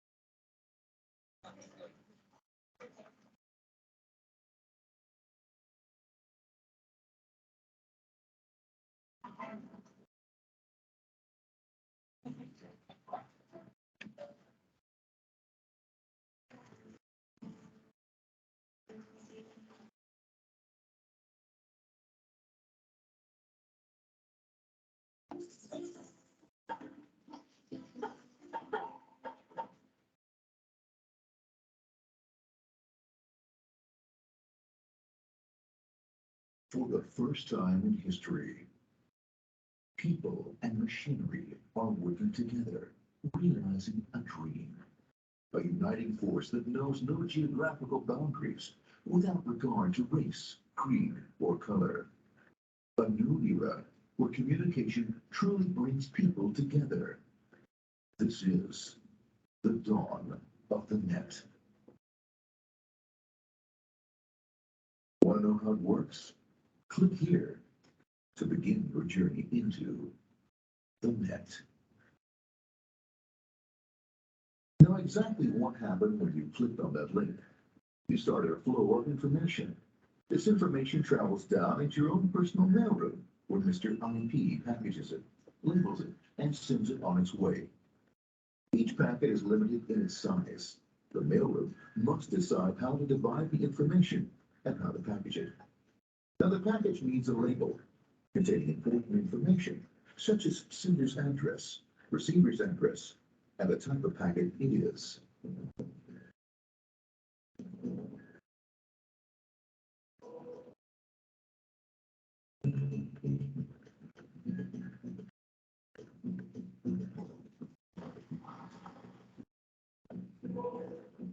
Because this particular packet is going out onto the internet, it also gives an address for the proxy server, which has a special function, as we'll see later. The packet is now launched onto your local area network, or LAN. This network is used to connect all the local computers, routers, printers, etc. for information exchange within the physical walls of the building. The LAN is a pretty uncontrolled place, and unfortunately, accidents can happen.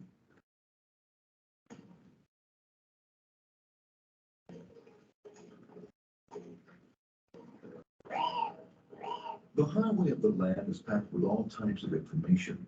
These are IP packets, no-help packets, Apple Talk packets. They're going against traffic as usual. The local router needs to have this, and if necessary, lifts the packet onto another network. The router, a symbol of control in a seemingly disorganized world. Sorry about that.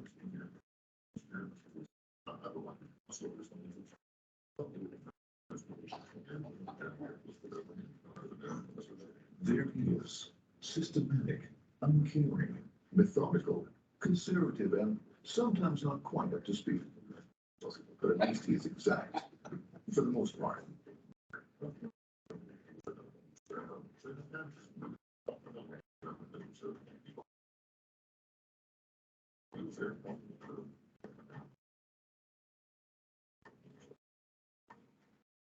As the packets leave the router, they make their way into the corporate intranet and head for the router switch. A bit more efficient than the router switch plays fast and loose with IP packets, deftly routing them along their way. A digital pinball wizard, if you will.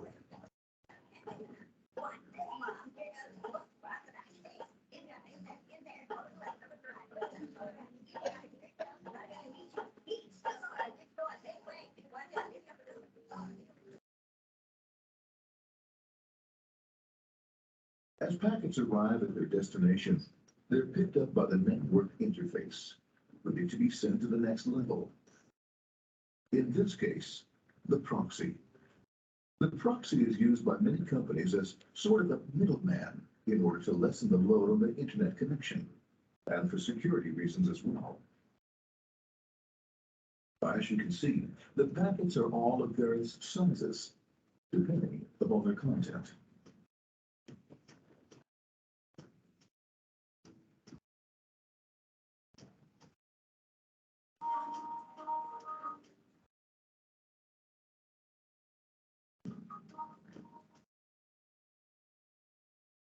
The proxy opens the packet and looks for the web address, or URL. Depending upon whether the address is acceptable, the packet is sent onto the internet.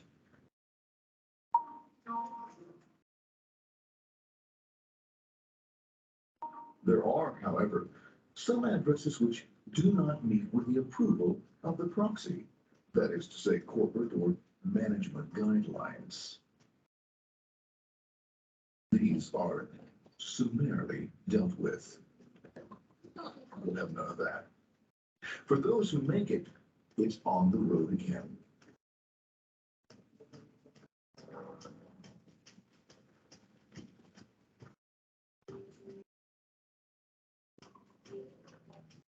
Next up, the firewall. The corporate firewall serves two purposes. It prevents some rather nasty things from the internet from coming into the intranet, and it can also prevent sensitive corporate information from being sent out. onto the internet. Once through the firewall, a router picks up the packet and places it onto a much narrower road, or bandwidth, as we say. Obviously, the road is not broad enough to take them all. Now, you might wonder what happens to all those packets which don't make it along the way. Well, when Mr. IP doesn't receive an acknowledgement that a packet has been received in due time, he simply sends a replacement packet. We are now ready to enter the world of the internet. A spider web of interconnected networks which span our entire globe. Here, routers and switches establish links between networks. Now, the net is an entirely different environment than you'll find within the protected walls of your lab. Out here, it's the Wild West. Plenty of space, plenty of opportunities, plenty of things to explore and places to go.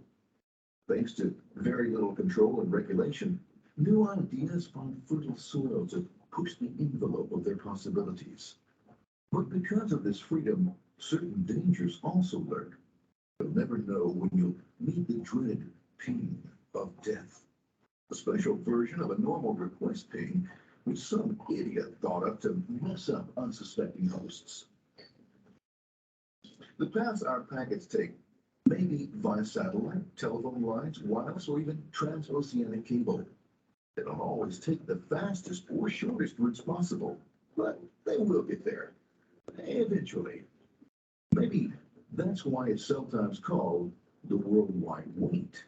But when everything is working smoothly, you can circumvent the globe 5 times over at the drop of a hat, literally, and all for the cost of a local call or less. Near the end of our destination, we'll find another firewall. Depending upon your perspective as a data packet, the firewall could be a bastion of security or a dreaded adversary. It all depends on which side you're on and what your intentions are. The firewall is designed to let in only those packets that meet its criteria. This firewall is operating on ports 80 and 25. All attempts to enter through other ports are closed for business.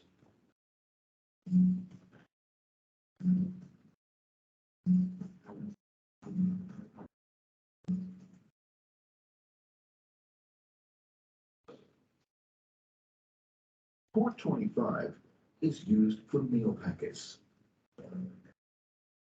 while port 80 is the entrance for packets from the internet to the web server. Inside the firewall, packets are screened more thoroughly. Some packets make it easily through customs, while others look just a bit dubious. But a firewall officer is not easily fooled, such as when this ping of death packet tries to disguise itself as a normal ping packet. It's okay, it's okay. Have a nice day. Bye. For those packets lucky enough to make it this far, the journey is almost over. It's just a line-up on the interface to be taken up into the web server. Nowadays, a web server can run on many things, from a mainframe to a webcam to the computer on your desk. Why not your refrigerator? With a proper setup, you can find out if you have the makings for chicken cacciatore or if you have to go shopping. Remember, this is the dawn of the net. Almost anything is possible. One by one, the packets are received, opened, and unpacked. The information they contain, that is, your request for information, is sent onto the web server application.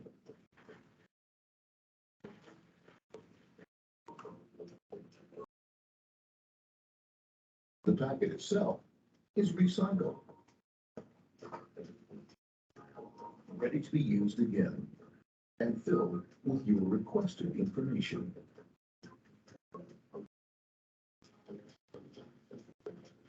Addressed and sent out on its way back to you. Back past the firewall, routers, and on through to the internet. Back through your corporate firewall.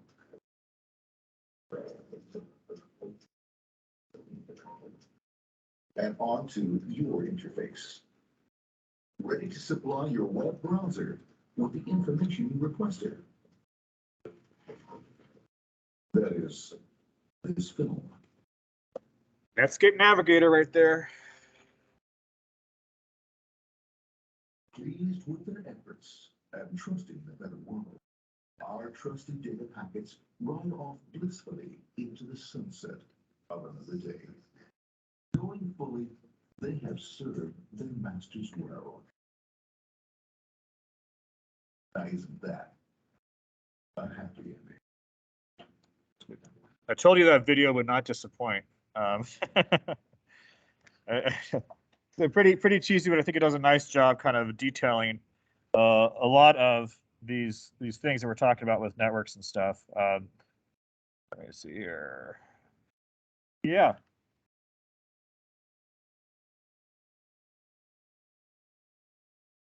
I'd probably of a class session or I'd probably put it toward the beginning of the unit. You know, as it's so good, you watch it at least 3 times. Bring popcorn, but yeah, I'd probably go through a few slides and then I'd go into the video. That's usually how I do it, and because I think it helps with some distractions. And I would things have changed a little bit. I wish they had maybe updated because they did such a nice job before, but you know, whatever. Can't complain with a free video, I guess. Now, what I'll say with this one too that I have in there, it's a higher. You can find it on YouTube, but a lot of the copies I've seen on YouTube are kind of low resolution. This isn't a high resolution, but it's the highest resolution I've found. So, so if you have any trouble finding it on YouTube, I mean, like I said, it's just in the folder here. So, let me just take a quick look at the schedule and. All right, see, we're back on track now. That made it really nice. Why don't we go ahead and we'll take the take 5 break 5 minutes early, but we'll start back at 11:20. So you could take 10, stretch a little bit, get the blood flowing, and we'll pick it back up at 11:20.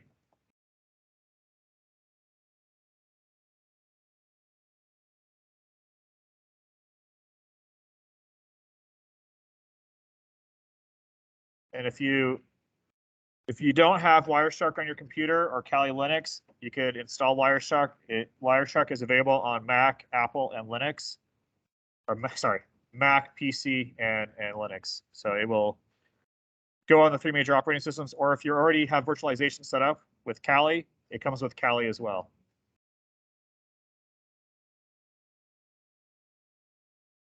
Yeah, I'm trying to remember the exact URL, but something like that.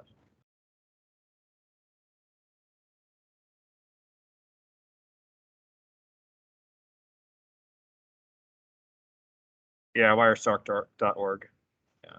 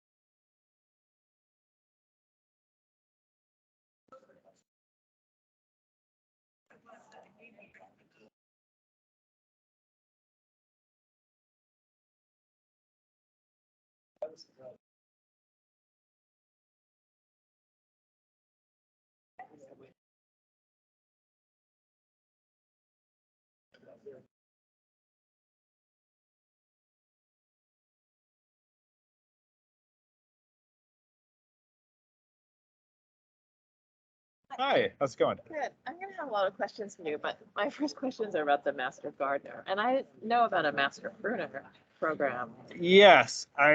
You got to do gardener first? No, no, no. They're Okay. totally unrelated. Okay. Yeah, and so I actually just so happened to come across it the same time as I was starting the Master Gardener program, which requires a whole application. So the Master Pruner is just, and the Master Gardener, they don't necessarily accept everyone, whereas the Master Pruner, it was a course I took through UW's professional continuing education. I was able to do it online.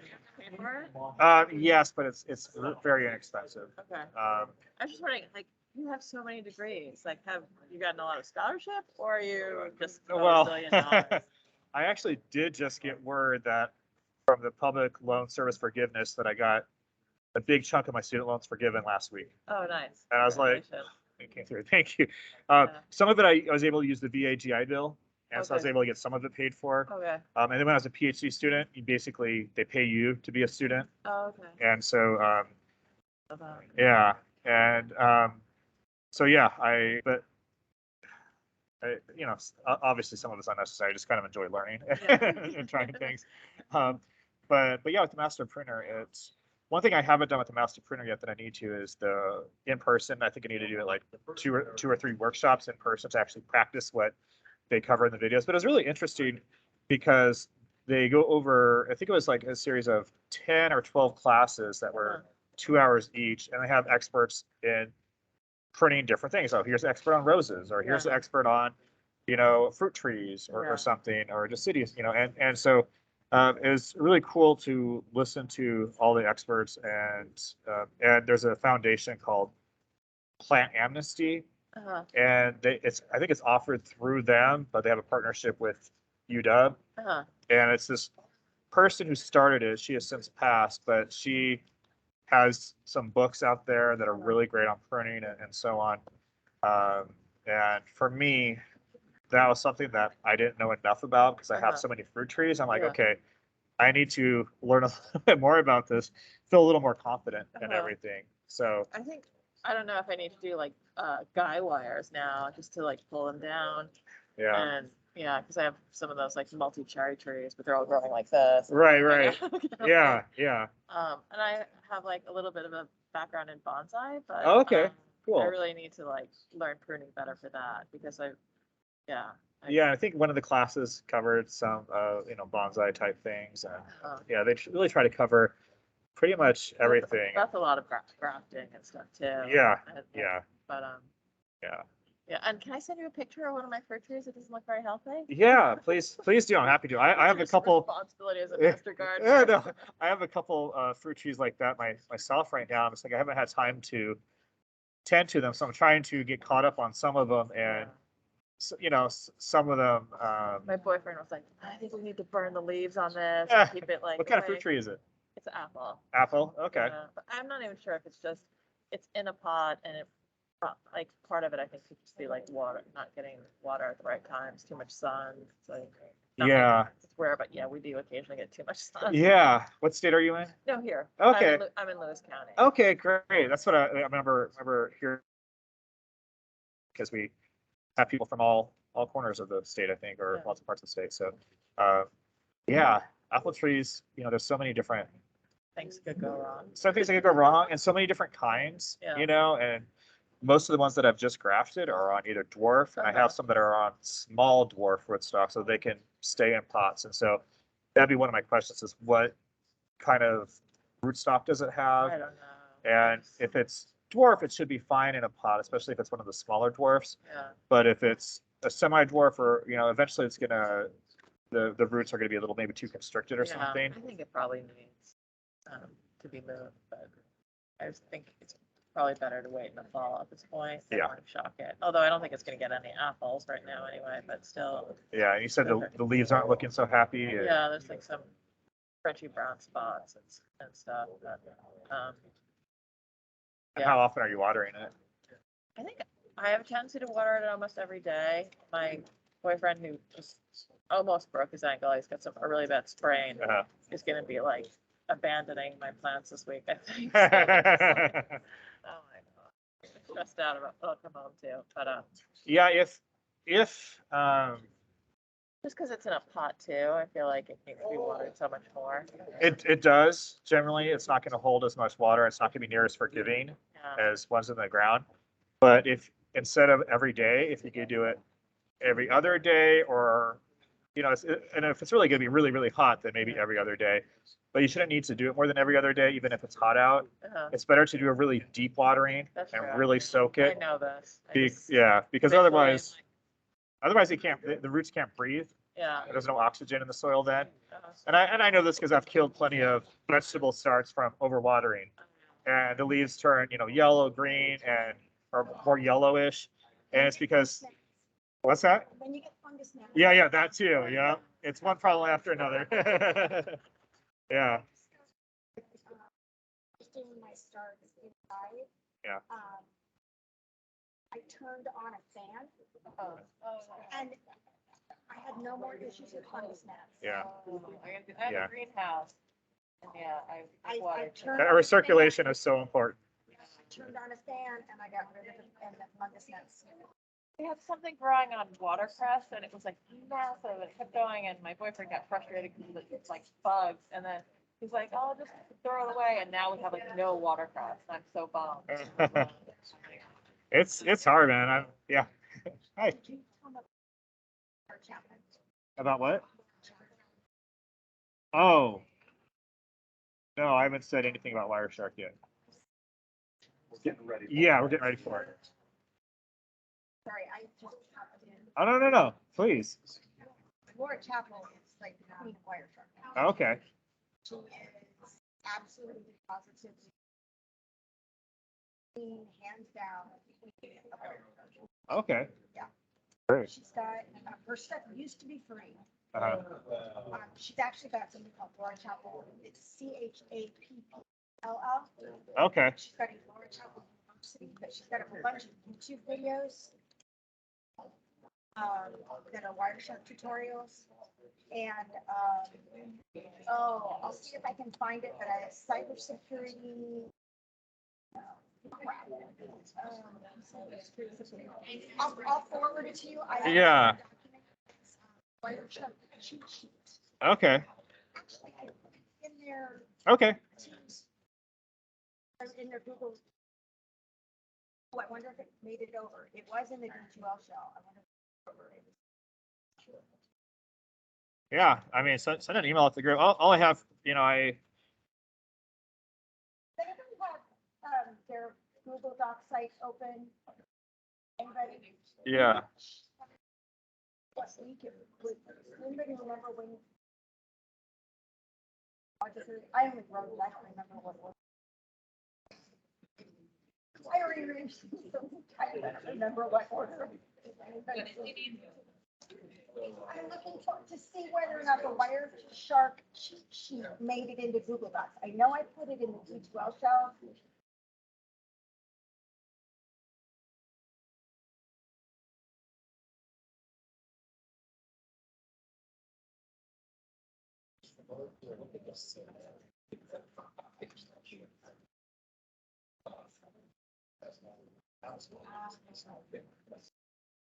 You know what?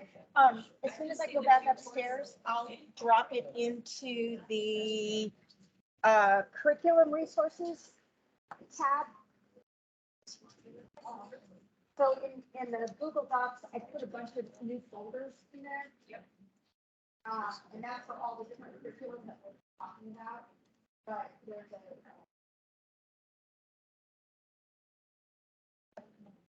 so I'll go right back upstairs and drop the wire shark which is invaluable to highly technical job. Or you said, say module 4,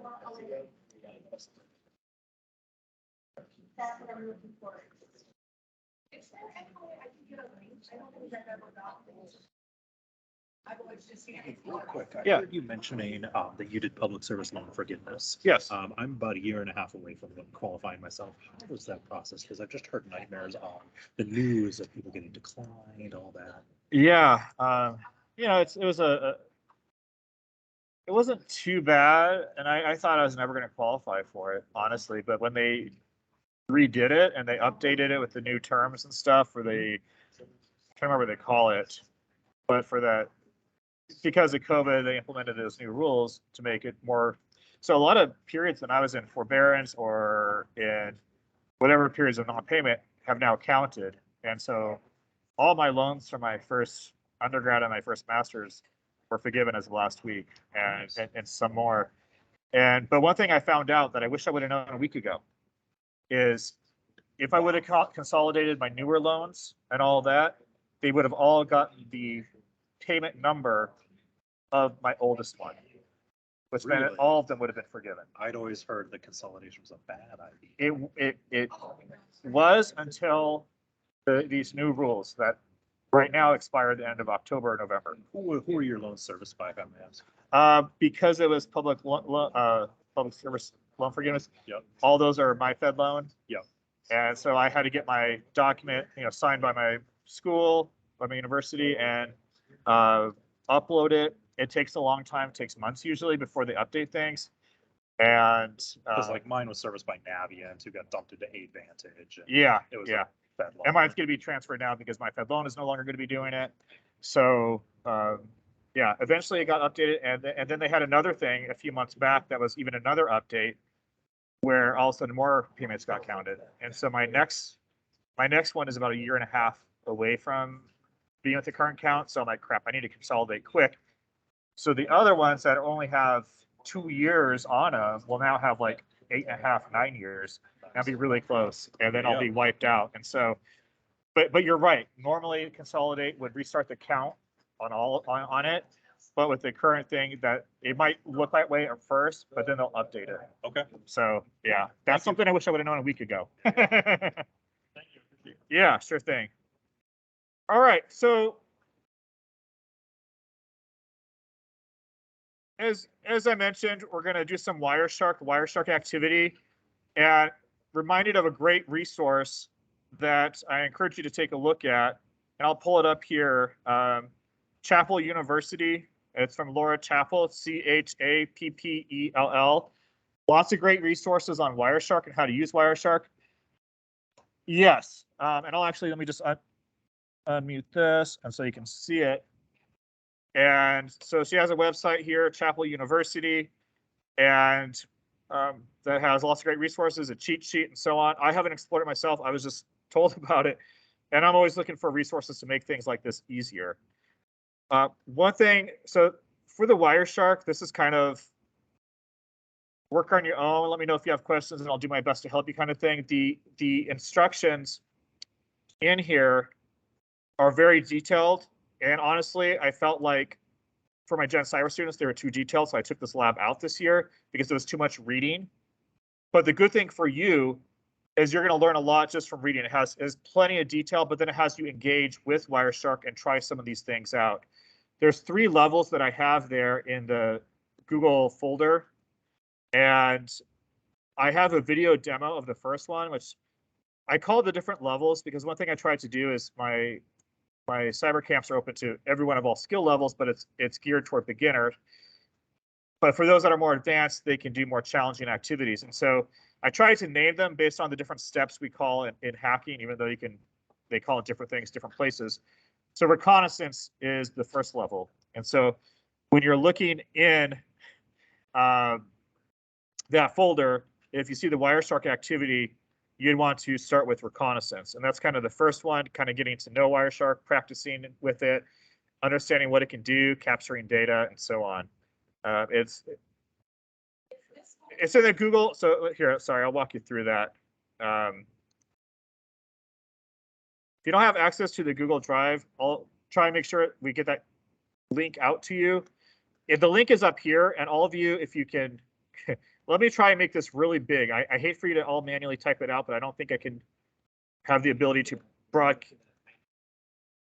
Yeah, give me 1 second here, and I'll just do that. Kind of take some of the fun out of mistyping a URL, but okay.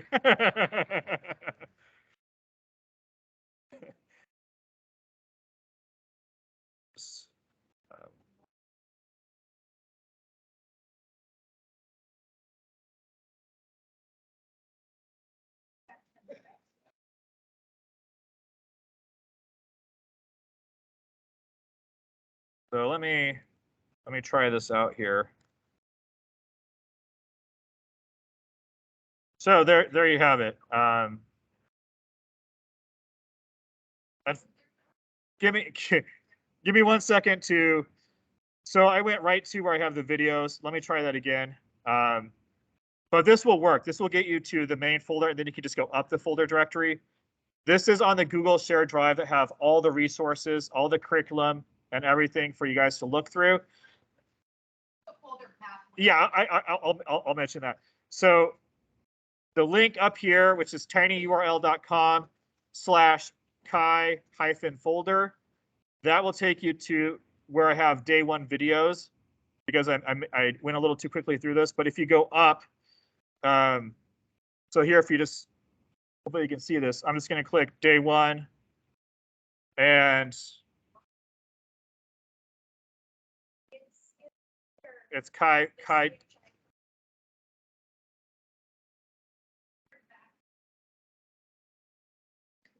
So here, let me hold on.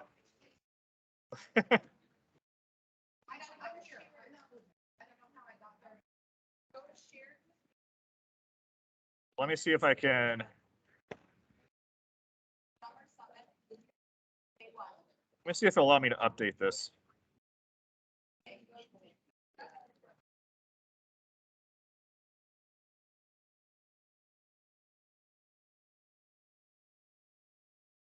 Okay.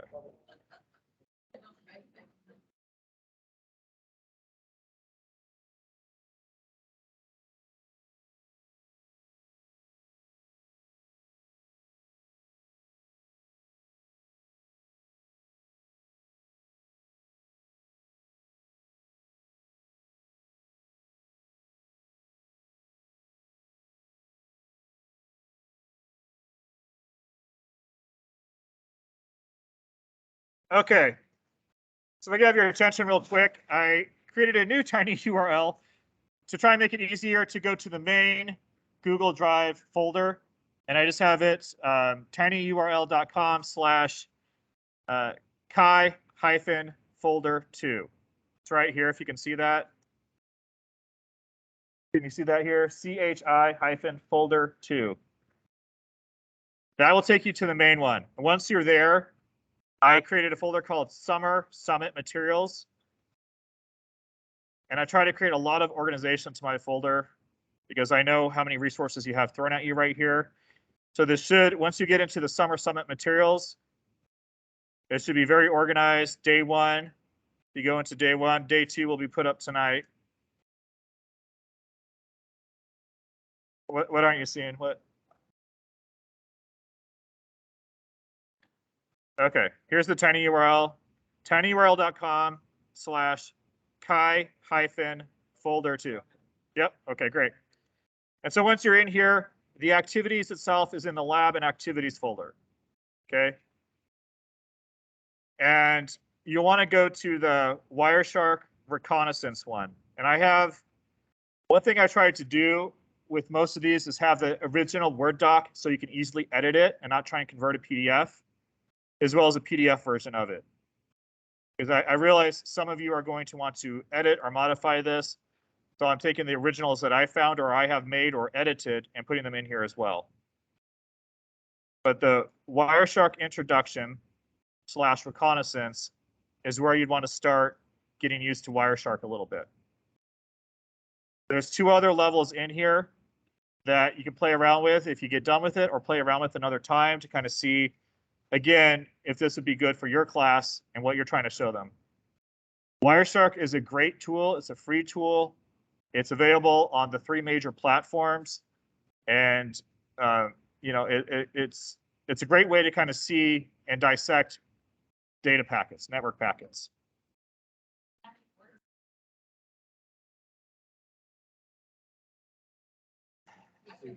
Donuts, spring donuts. No, you know, I think the main thing, and it is a challenge. So I think one thing that was mentioned earlier could be the key to some of these activities that you're going to want to do is cyber range. And there's not just a cyber range, there's the US cyber range, which is ran by Virginia Tech. I tried to get that available for my Gen Cyber students, but then what happened is I had the legal departments of the University of Washington and the legal department of Virginia Tech going back and forth trying to amend an agreement we had to sign. And a year later, they said, "Are we still working on this?" And I said, "I give up." But there are cyber ranges that could be one that, you know, you might be able to find funding for, or they might provide funding for.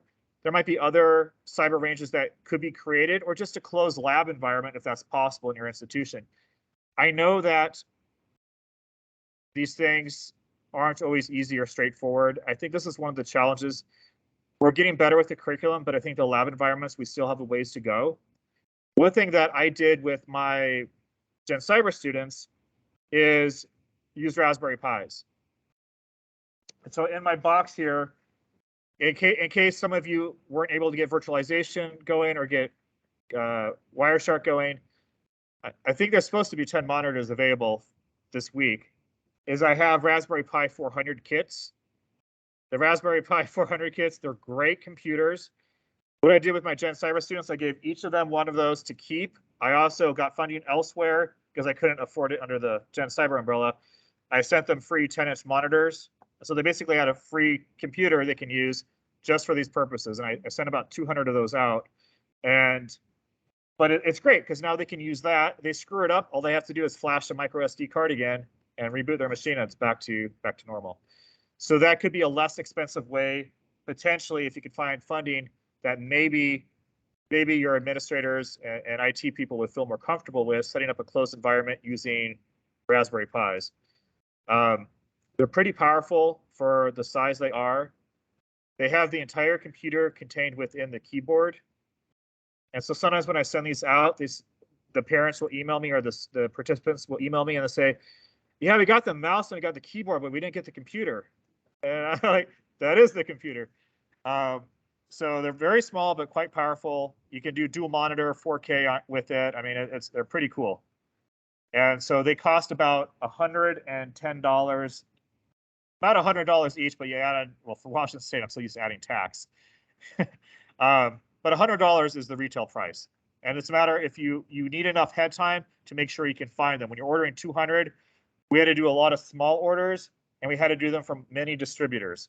In one case, one of the person that was helping me order them, she accidentally ordered some German versions of the Raspberry Pi. And so be careful. Make sure you get the US version. Yeah.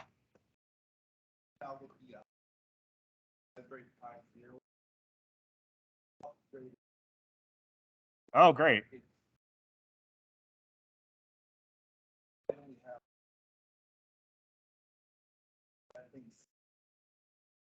Then it costs $15 per board.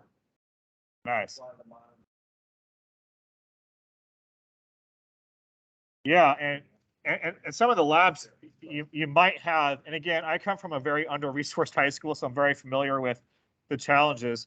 They might have KVM switches, keyboard monitor video, I'm trying to remember, mouse switches, where you could possibly have multiple computing devices or computers hooked up to the same set. So then they're doing the cyber lab, they could just flip the switch, and all of a sudden they're using a Raspberry Pi. Now, you'd still want to think of the network environment that you create for them. That's something else that you want to create a closed environment. But again, creating a closed network environment isn't too challenging, and we can spend $20 on a router and go from there. I'm not an expert in that, but I think the computing devices is where people get a lot. And they don't want it connected to the actual network is part one. but they also don't want the main computers being destroyed, or they think something bad is going to happen to them. So Raspberry Pis is one path that you could try and take and pursue. You know, the one thing you'd want to keep in mind is they're smaller, which also means they're easier to walk away with. So that could be a challenge. But, you know, other virtual environments, if they're not going to set up virtualization on the lab computers.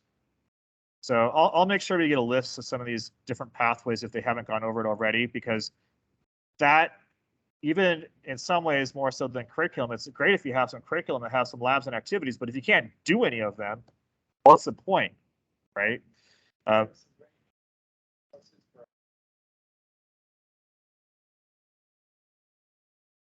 Yeah, that'd be great. And there was this other one years ago, and it received as part of an NSF grant that was also a free cyber range. I don't know if it's still around. I haven't tried it in years, but the Virginia Tech one is really good because it's all set up and everything. And that's the US cyber range. But again, you're having to pay for it. And as noted, if you do go that route and you do get through legal at your school district level, you know, it's a matter of being strategic on when you do it, because there's a per student amount, per seat amount. So if you teach two, you know, I don't think you're supposed to share the IDs, but whatever. But they also have, I think it assumes you don't go over a certain limit of usage. And so you want to make sure they're shutting down the machines when they're done. Otherwise, you can get charged more than that per seat amount. Yeah.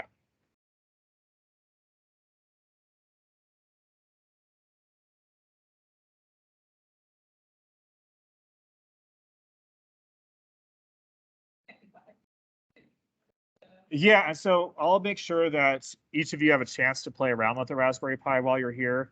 I'll ask about where the monitors are going to be, if they're going to bring them in here or what exactly, because then, you know, you can take turns and just even taking a look at these. They're pretty. I'll just take one out to show and tell. So this is one I was going to send to a participant. I typed a flash 200 micro SD cards to put Kali Linux on it. That didn't take a lot of time. Especially when it says flash failed. I'm like, great. This is the entire computer. I think this one comes with 4 gigs. The Raspberry Pi 4, which is what this is based off of, but the Raspberry Pi 4 is just the regular Raspberry Pi in the console. That has a 2 gigabyte, 4 gigabyte, and 8 gigabyte version, I believe. And but this is, like I said, there's versions now that they're coming out with Windows that can use the ARM processors that you'll be able to run off of this. And this comes with, by default, it comes with the Raspbian operating system in it, which already has it in here. A great operating system. Again, it's fully featured operating system. And again, the nice thing about this, it comes with, you know, power adapter, the mouse. It comes with a whole manual for the Raspberry Pi as well. That's and so the key when you're getting this is that you get the kit, because they also have the standalone Raspberry Pi 400, which I think is just the keyboard. Okay, so but if you get the kit, then it comes with basically everything other than a monitor. Yeah, $100. Yeah, and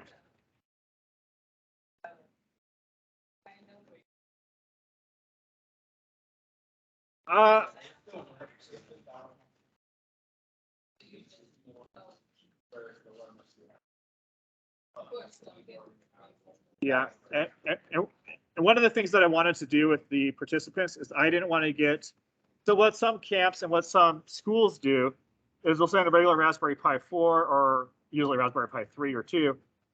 And part of the experience is putting it all together and stuff. I kind of wanted to get to the thick of going into some of the cyber activities and things. I didn't want to get challenged with the meta of trying to put this together and have too many challenges there. So I wanted something that was going to kind of almost be ready to go out of the box.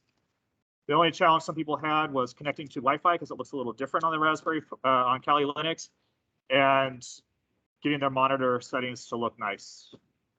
And some people say the resolution doesn't look great. I'm like, well, you have to do these settings, and keep in mind this is a 10-inch monitor. Last year we sent 8-inch monitors because I was trying to get another grant to. $70 isn't a lot, but you multiply that by 200, all of a sudden you're talking a lot of money. It's fixed HDMI, so I can buy my monitor like Yeah, And so the other great thing about that is it takes HDMI, but it also takes, I think, it has VGA. It has plenty of inputs and outputs on that. It really makes it easy to connect those devices. Okay, gigabit, Ethernet, so on. Yeah.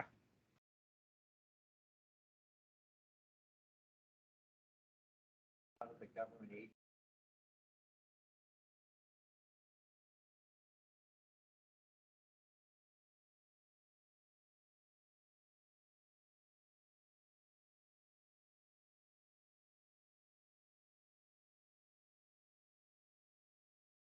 Process, depth forbid, and that, if it all that passes.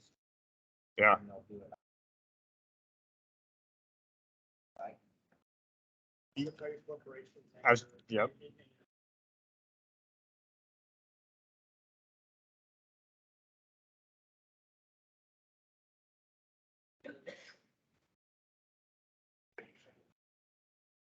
Yeah.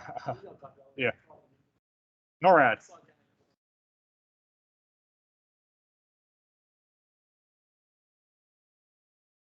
Yeah, that's a movie that I always recommend is War Games.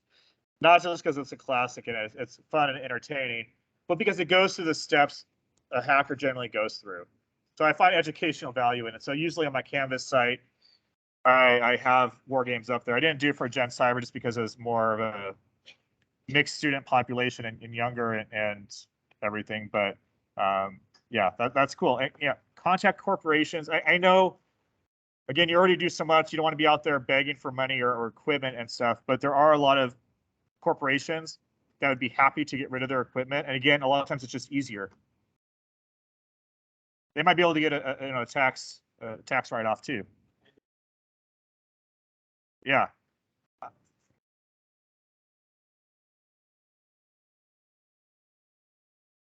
Yep.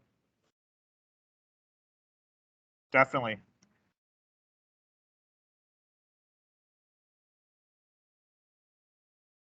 No, you don't.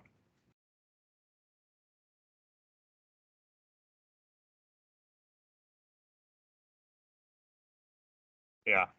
You're near any their evidence. Based, that's where we get. Funny how that works, right? The auction, but they also give them. So we've gotten tons of tech. A lot of people growing vegetables in their house get confiscated. I don't know.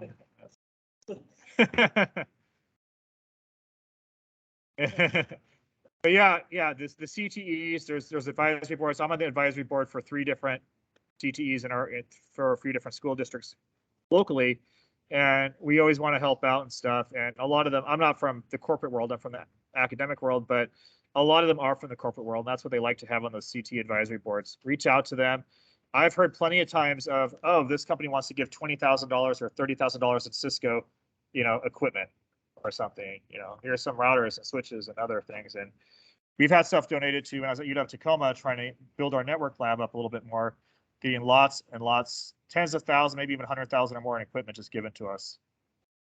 Because what is old to some of them is brand new to us, and it's going to work just great. So if you haven't already started, like the Wireshark reconnaissance one, it's a fair amount of reading, but then you start actually using Wireshark, and it's one of those things you might go through it and be like, yeah, this is way too much reading for my students in the cyber course. But I have the Word docs there too. You just dump a lot of it out and get to the activities. But I think the nice thing is it really goes through exactly what you're doing and how you're doing it, why you're doing it, and so on. Now, I do have a demo video of this first one that you're welcome to watch as well if you get stuck. And I've had some demo videos and stuff created for this and for some of my other things that I'm going to be putting in here as well. I have some of them on YouTube, and I'll try and get those links, but I'm just going to, in the meantime, dump the videos in the folder in here. Any questions? Everyone have Wireshark on one way or another? Okay.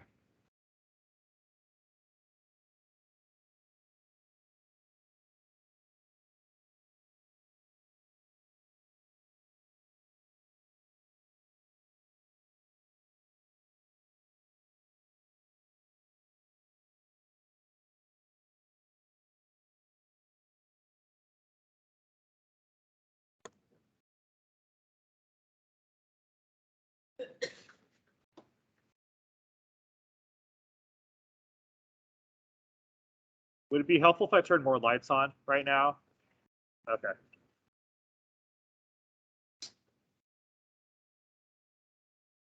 I don't want to talk too much before I. Are you?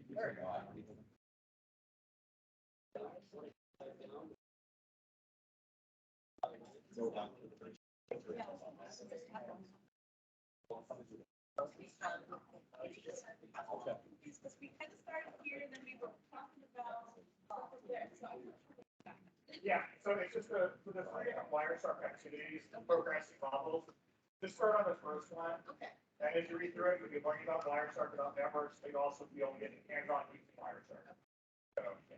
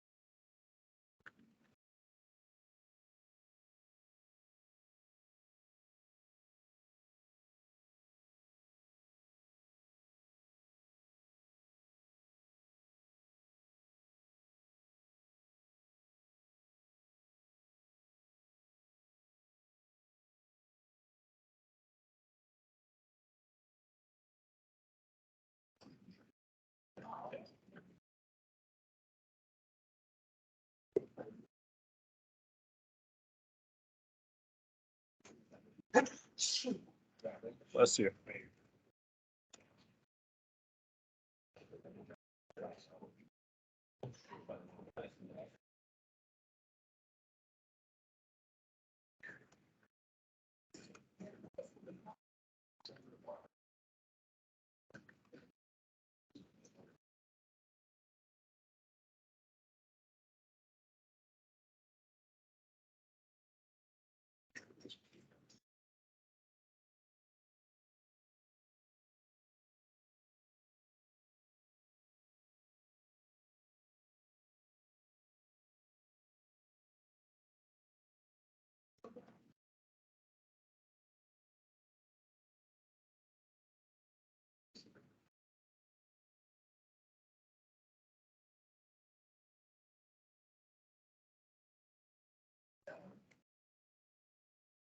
Hey, That's a good question. yeah. What, I'm just trying to download the picture, but what is, I don't know. This.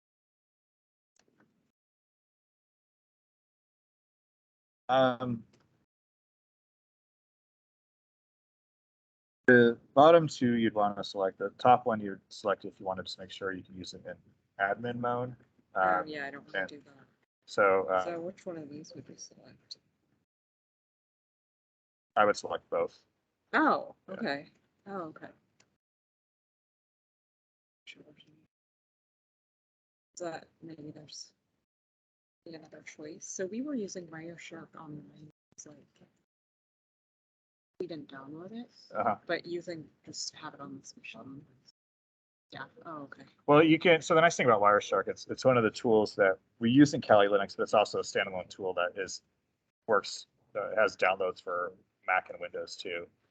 And so some of the tools you can only really do in Linux, but this is one of the nice ones that having it standalone can be nice, so then you don't have to boot up a virtual machine or something.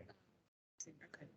All right, cool. Yeah, but if you're already like, if you already have Kali Linux running, then you can just use Wireshark and Kali too. So well, I have that on a virtual machine that I downloaded.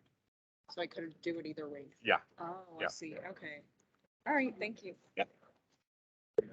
Sometimes virtual machines can get a little finicky, or they're not as clear cut as if you have a standalone application that's native to your.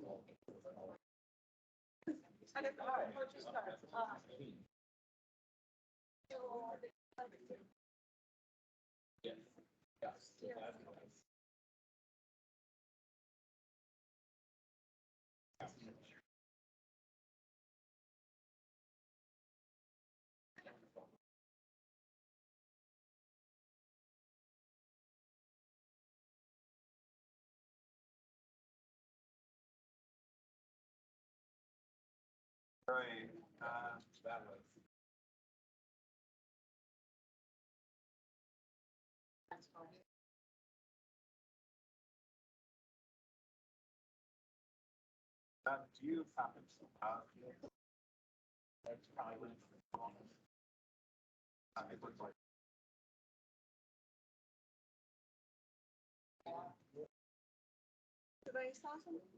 Well, I was just gonna say, she already had it installed, but.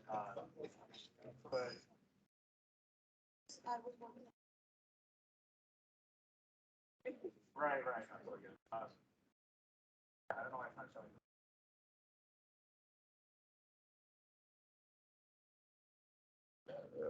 Okay.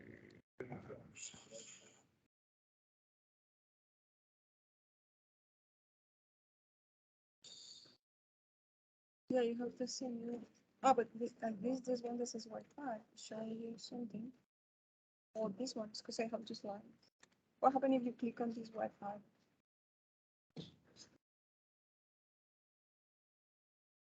You can see something, but I don't have any. See some traffic there. I'm not sure if that's what, just asking me. So,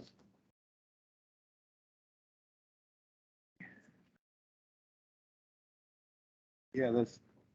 can she use this one? It says only Wi-Fi for her. Yeah. So you can, I don't know what else you have to do. Check. So you can see the traffic here.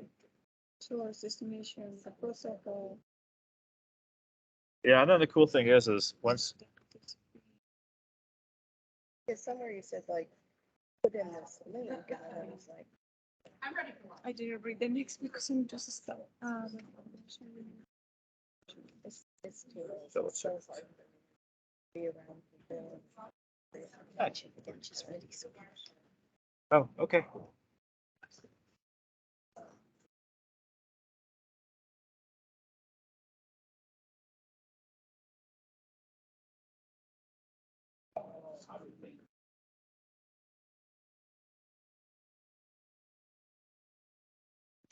Okay, so you don't have permission to capture on local interfaces. Maybe I have to change something on the computer. Or Possibly, it says you can install that to be able to capture. If you, it only has USB-C, right? You don't have standard USB, right? Okay. I was gonna say, actually, I didn't bring them with me, but I have network cards or network adapters that I could plug in via USB. I don't know if it would change this issue or not, but you can try and install it. Yeah. Yes, nothing else, basically. Right. Okay. So yeah, I would try installing that because I think that's the holdup. And when you download and install Wireshark, it asks if it can install these other I can things. see it on the computer while. or Yeah. with someone else. Yeah, you can look over. Because, someone else. yeah, I have a Dell, so in that one I can see everything. Right, right. It can be scary installing other programs because, Right, no, I totally get it. Totally get it. maybe they're gonna say, oh, why did this thing?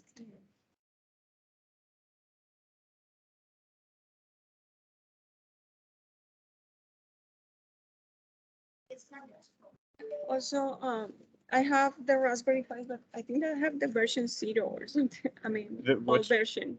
Oh, okay. And when I was trying to connect to the computers, doesn't work. Only work with my new big computer. So I don't know if it's the Uh-huh.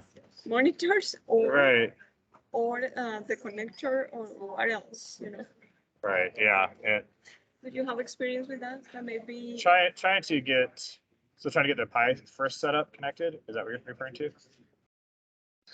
because everything is at school, but it's the Pi, Raspberry Pi, I think it's 0. Okay. I have some, is there a number 3? There is a number 3. So I think I They have have 0, some 1, 2, 3, 4. I and think. 3. Yeah. I don't remember exactly, but I think I have some. Uh-huh. And I just play with a little group, like as a club. And the only way that we connected is on the tick monitor. Okay. But I never have the chance that everybody works independently. Right. So it was like, okay, look at the disconnect and connect. And it wasn't too much productive. And then they get like, Right. Right. Well, I'm gonna ask Morgan when she comes back. We're gonna yeah. find her I and think we should talk about what equipment do we have to do to change that and yeah, if how to set up our classroom. I need it because I remove all the big computers that I had uh-huh, because they got those little ones. uh-huh. And now, but I'm gonna receive new computers, but laptops, no desktops. Right. So I don't know. I'm not sure because I think that they're gonna connect those through the network. I want to have my own network so I can do whatever I want Right. without concern to be connected to the school or the district or something. Yeah, no, for sure. And I'll talk to the team too and be like, see if we can get some good sharing of specific setups that people have. Yeah. And I think there's a couple of routes that make it really. There's a lot of activities. Also, like old computers. I was thinking like maybe if the network department can give me a little, like Yeah. a router or something like that. Right. And so the main thing is figuring out, you can get old computers or you can use Raspberry Pis. There's inexpensive ways to do with the computers. And it's just a matter of having a monitor available and really to close the network. Yeah, just figuring out how to have some hands-on.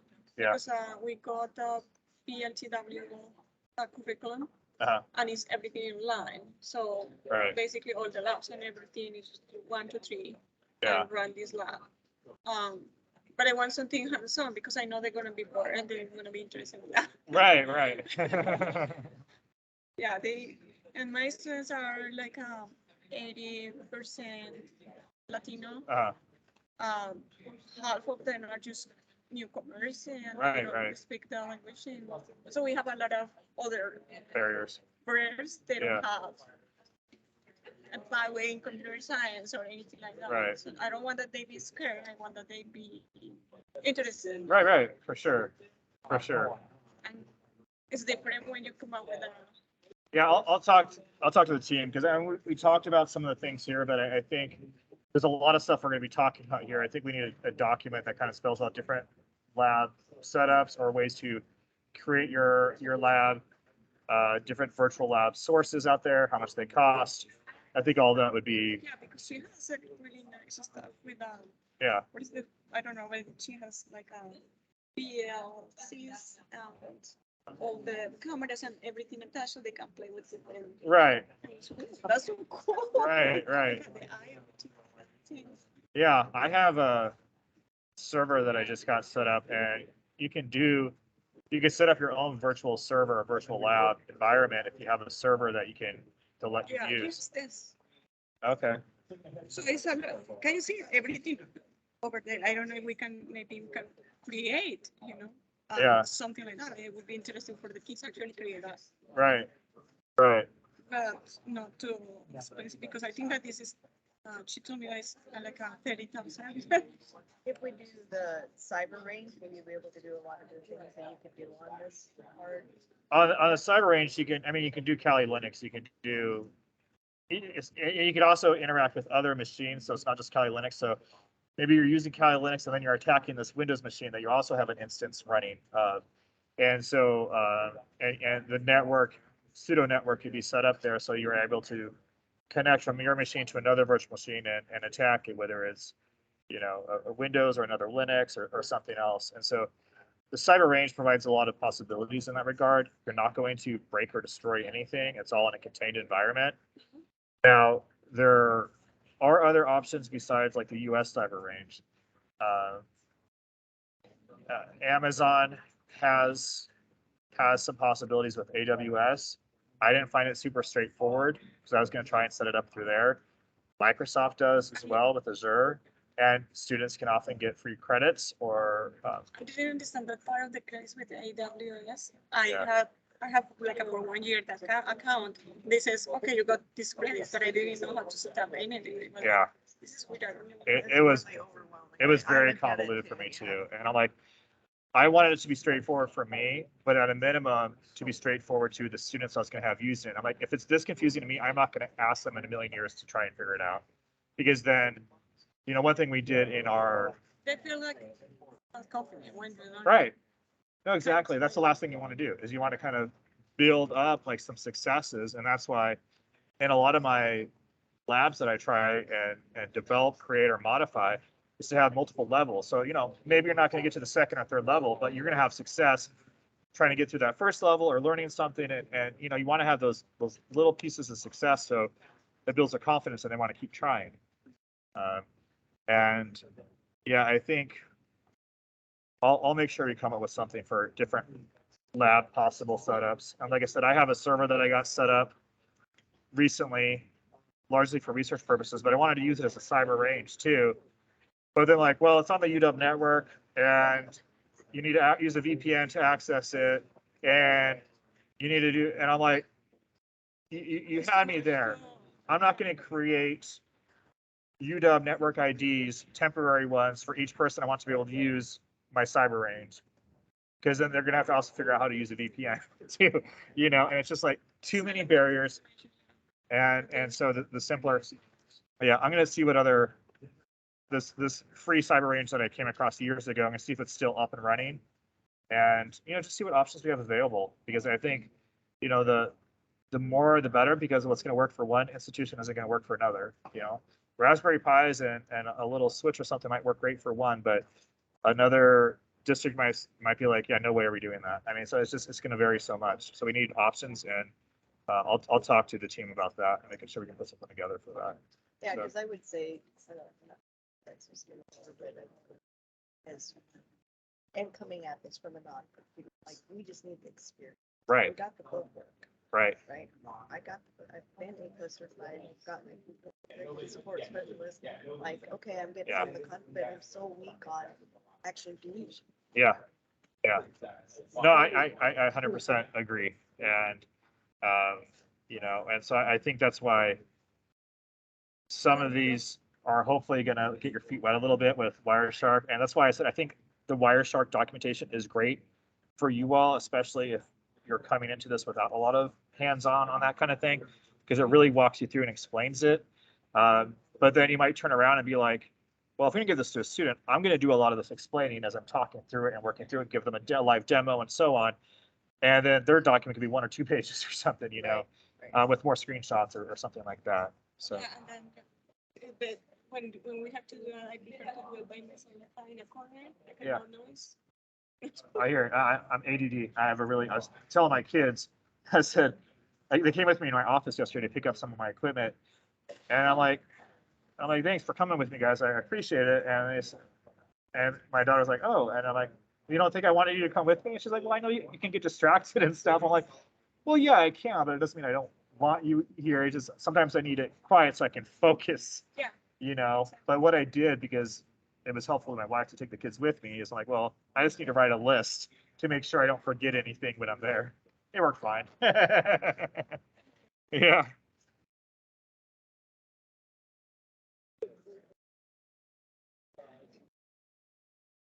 I've been told that lunch is ready.